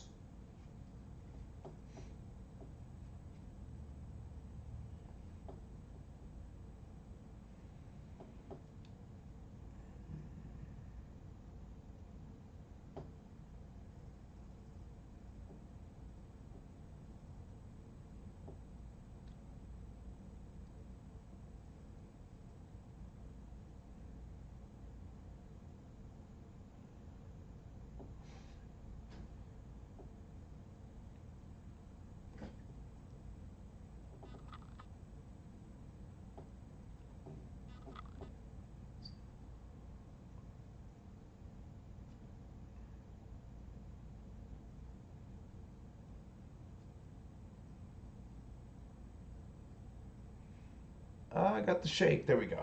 A little bit of touch up on one little dot of paint.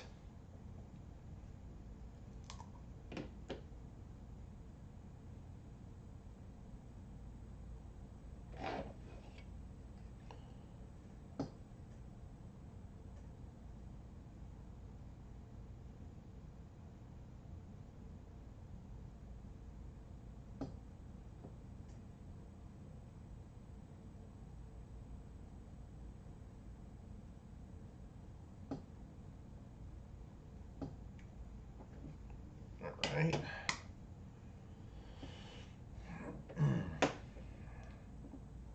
We will finish this. We will finish the model, but not the assembly, gentlemen. We're actually doing pretty good. I'll stick with you until my battery.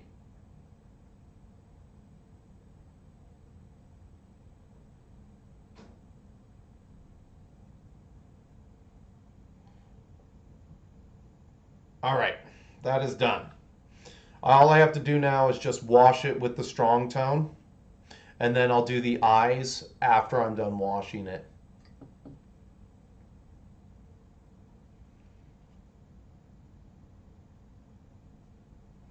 But as you can see, those are some angry piggies. When I finish this model, I will put it up on Instagram for everybody to see, and I'll put a picture of both of them out there and everything. So they will go up on Instagram, and then you can take a look at them from there.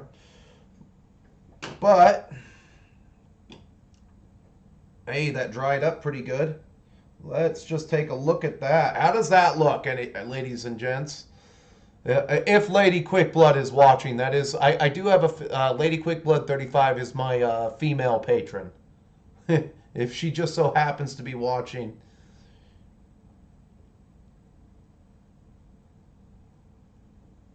So there's that. That looks pretty good in my opinion. Oh. Need a little bit of flesh, a little bit more flesh. Hold on. I forgot to do the curly tail. One of these pigs has a curly tail.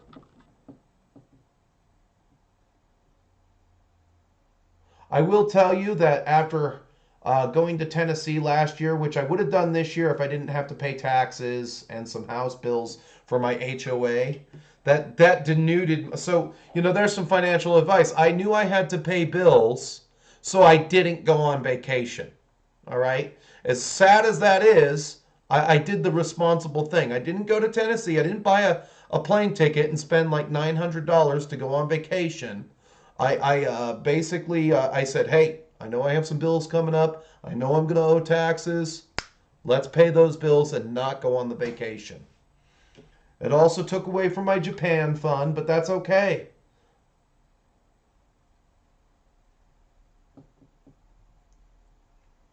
There's always tomorrow, like in the song, Ashita Garusa. There's always tomorrow.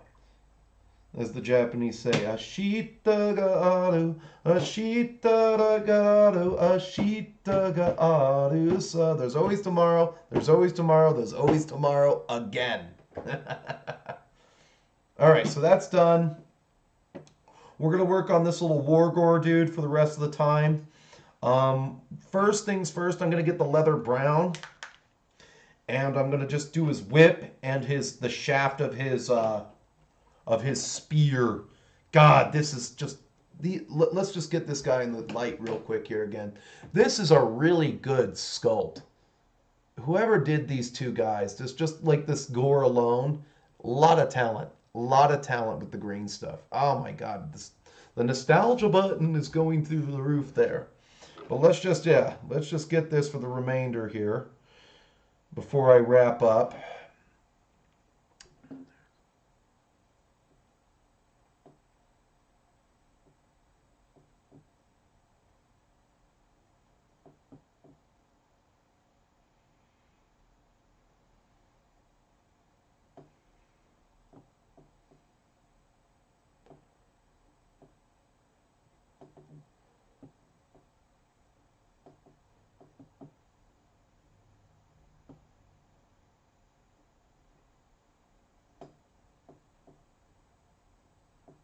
Now on this step, you want to make sure you don't get any on the skin of the Ungor there.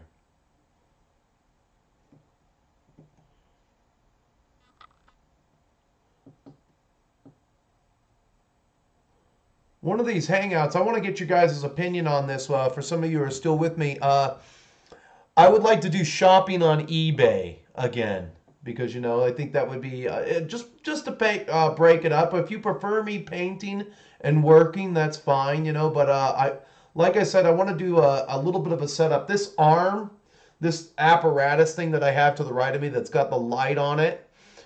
This thing also has a place where I can put my computer, and then I could get another little table for my mouse. I know I need to get a real setup. I got to get a real streamer setup, but I wouldn't mind doing some shopping and looking around on the internet with you guys, while I put together this Beastman army.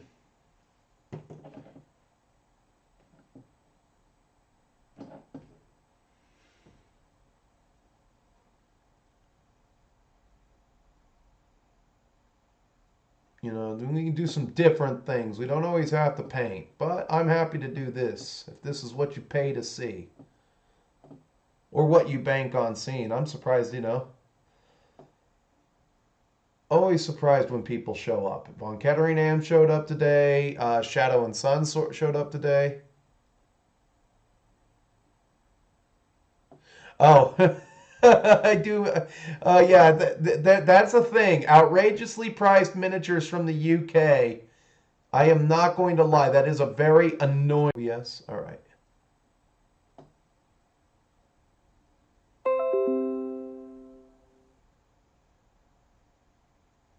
Sorry, I had to wait. You're absolutely right. What do you call it? The overpriced miniatures from the UK. So it's like, well, you see, I've got this Grail banner here. This Grail banner's worth about $24.99, and I'm going to need $24 to ship it. But now I understand why he needs the $24 to ship it. My buddy Tipsy Thomas over there, I felt bad, so I sent him the shirt, and the shipping. The world wanted their lockdowns, and they what do you call it? They got their lockdowns, and then when I finally went to ship my first item after lockdown, because I haven't sold anything on eBay for a long time, and I used to keep on top of what it would cost to ship things. So like when I go and have something weighed, I take it from my state at the post office. I go and I weigh it, and I say, how much to send this to Bangor, Maine, the state of Maine, the state of Stephen King. And they give me the price. And anything in a flat rate package, it's still reasonable. But like, damn, you want to ship to Europe now? The price is tripled. I blame the lockdowns, and the worst thing about that, the only thing I regret about COVID is that they weren't, is that we didn't squelch our homeless population. I didn't see one homeless person in America die from COVID. Okay? I'm resting my case there with that. You can say whatever, you can call me stupid, you can call me evil, I want grandma to die. I still have yet to see one homeless person drop dead from the COVID.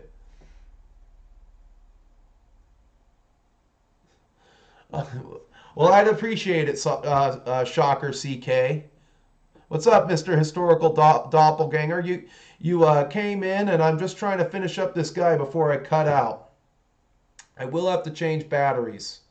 Extra long one today, but this is probably one of my best streams.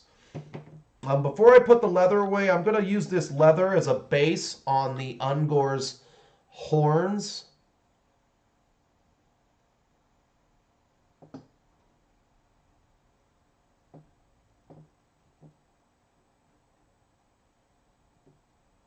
Yeah, there's always time for one more. There is always time.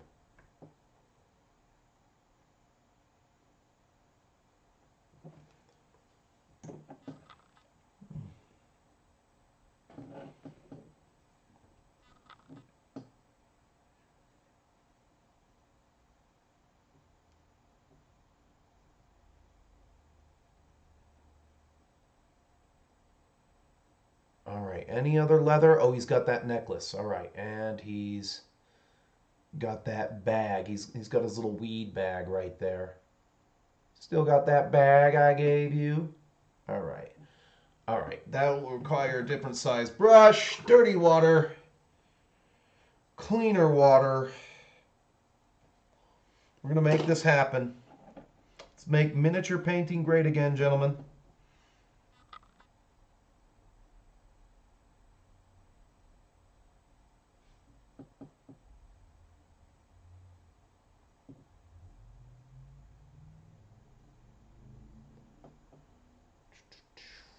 There's that. All right, just a little bit of metallics. Is that bone? Sorry, I'm trying to see what I can and can't get away with. You know, what you can't see, your opponent can't see, and therefore you have to paint it. It sounds like I'm having a stroke right there. I sound like Evander Holyfield. You know, everybody know that boxing, faith in God, Tyson's got the toe jam, and that's why he bite. It's on fire. We don't need no water. Let it burn. Let it burn 3 shoots on a ladder. That's my Evander Holyfield impersonation.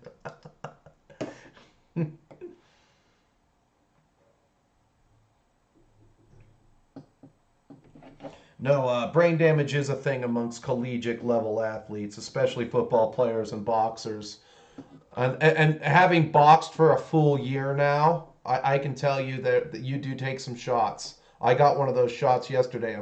I was really lucky when I got punched yesterday. Yesterday that my chin was down and I had a full bite like on my guard when I got hit. Otherwise, I would have fell right to the mat. Chin was down because when I engage with the taller guy that I spar with, I always make sure that my chin's down. I always make sure that my gloves are up on my head because he's going to start throwing his long reach onto me, and I try to get underneath and neutralize his arms. But he'll always bring me into a clinch, which sucks. But yeah, I got a big hook to the face, and my chin was down, and I had a full bite on my mouth guard. Otherwise, I probably wouldn't be here talking to you guys today. I'd be waking up right about now from sleepy time. It would have been good night, Irene. Not gonna lie, it's not for everybody. It does suck. You do get hit in the face. It does suck. But the health benefits alone of like when you wake up and you kind of got that feeling like you've got morning wood, like you feel like you're in high school. That's the testosterone working on you. It will raise your T levels. It's really good for that. Okay, that's silver. Just a little bit touch up, and then I'll be able to finish this guy. 1 drop. We won't open that. I don't want to open that. We'll just use this. I got a lot of good mithril silver that I should cut through.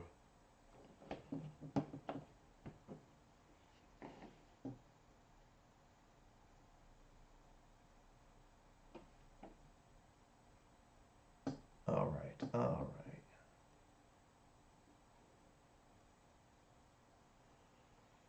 All right, our lucky guy here is ready for a little bit of Menoth highlight on, and this highlight that I'm about to do on his, this is a very, very, very light dry brush. Like I'm talking the most Spartan dry brush ever on his Gothor Brown.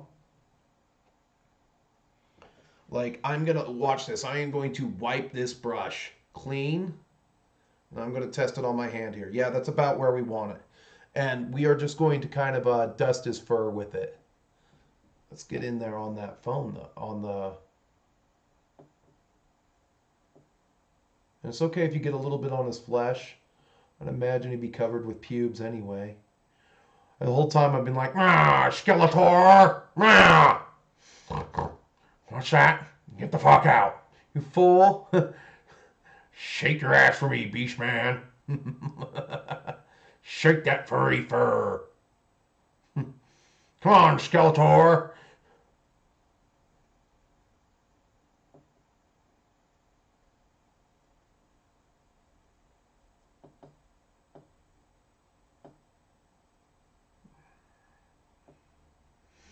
I got AIDS, Skeletor. Beastman AIDS. And I want to spread it into every good boy and girl today. Beastman AIDS. All right. Let's do his horns.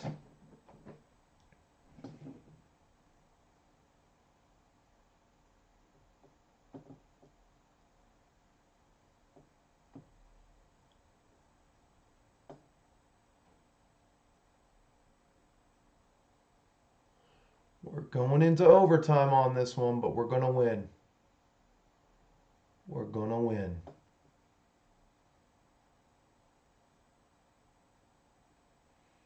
I probably missed that on the last model. Last but not least, the dwarf flesh, and then he is done.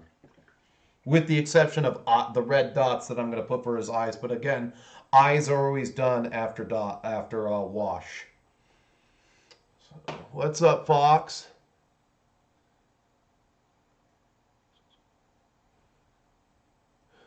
Oh, tents and cardboard boxes were COVID repellent. That, yeah, probably. It's just like, no, I just look at like the most vulnerable part of the population are the people who are sharing needles, who don't have the best diet. And they literally are exposed to the elements full time. They're lucky if they get one bath a week. You know, yeah, they're the vulnerable. You know, and I didn't see a huge tick down in the homeless population of California.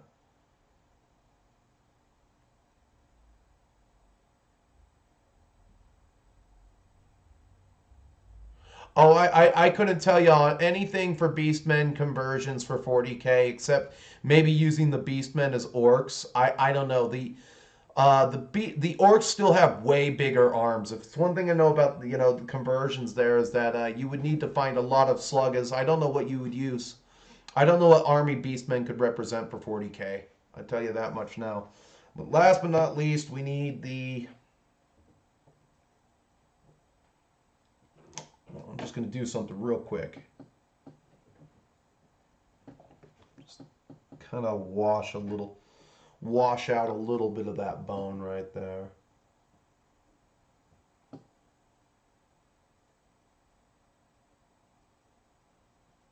There we go. I want it to be prevalent, but I don't want it to be too prevalent. Where'd my dwarf flesh go? There it is. There it is. Trusty old dwarf flesh.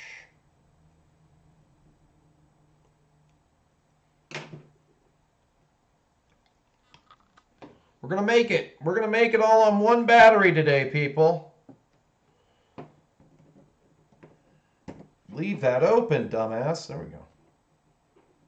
There we go. All right. The old pots. And I'm really only going to do this on the upper parts. It's not a lot, by the way. Not a lot. Some of the times I'm just going to be brushing it off.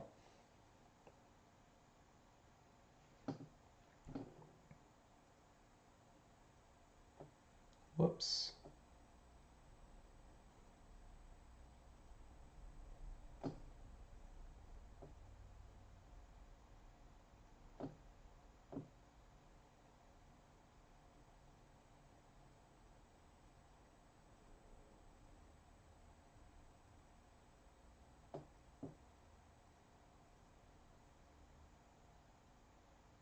And it's okay if I make if my lines for the highlight on his flesh are too bold.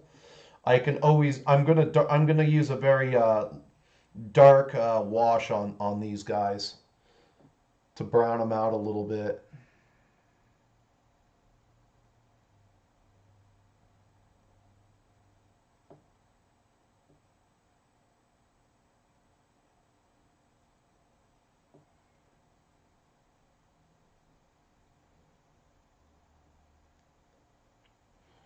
Yeah, I couldn't tell you anything about Beastmen and Kill Team. Illiterate in that department, my friend. Illiterate.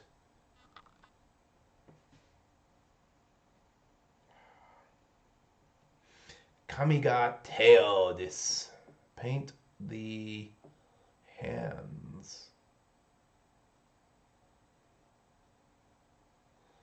I'm starting to get a little better on my Japanese, but it's still an uphill slog. I wanted to take a college course, but it's not worth $1,080 a course to learn Japanese. They want the community college here only has one class, and it's every single day at noon. That's great, which is terrific, by the way. It's noon, and then they want $216 a credit. That's why college is for losers, I guess. Yeah, we'd be glad to teach you Japanese, but we want $216 of credit. That is not a steal. That's almost on the border of usury, in my opinion.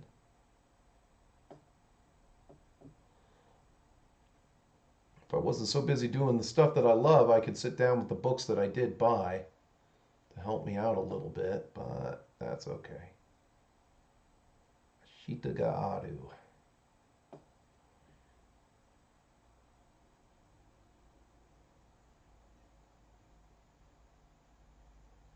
All right.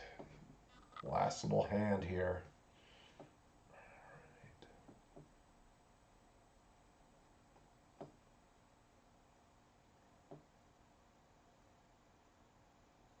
All right. Oh, we're going to lose it. But we're just in time. All right. Last little bit there. All right, gentlemen. That is him. Did I miss anything? Nope, I just got to do a little touch up on his spear. Hurry, hurry, we're going to lose it. We're going to lose it. We're going to lose it. We're losing the bat.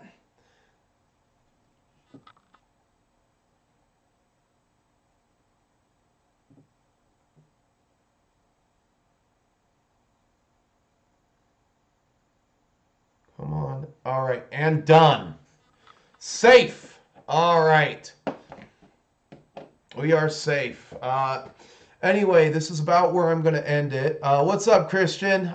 Dude, you came in right at the end. I'm sorry. Battery is out the end there. So, as you know, I need you all to check me out on Rumble. The link is in the description below. YouTube has many features you can use to interact with me. You can like the video, dislike the video, comment, or subscribe. The pictures to the completed chariot that we did together today will be up on Instagram. And keep painting, keep playing, and stay metal, my friends. And let's just get this up on the screen real quick here. Special shout outs to all my patrons: John K, Andrew C, Moonbad Lady, Quickblood 35, Babas Daiki Zogul, I can't pronounce your name, Craig B, Jimmy M, Drac Wizard, James C, Soul Blighter, Macy J, Tipsy Thomas, James B, Wolock, Jason G, Michael W, the new guy today, and then Christian M, Sean, and Orange Veteran King Assault. Thank you for everything. See you guys in the next stream, or hopefully there's a battle report coming down the pipeline for the patrons and everything. But take care, and we'll see you in the next one.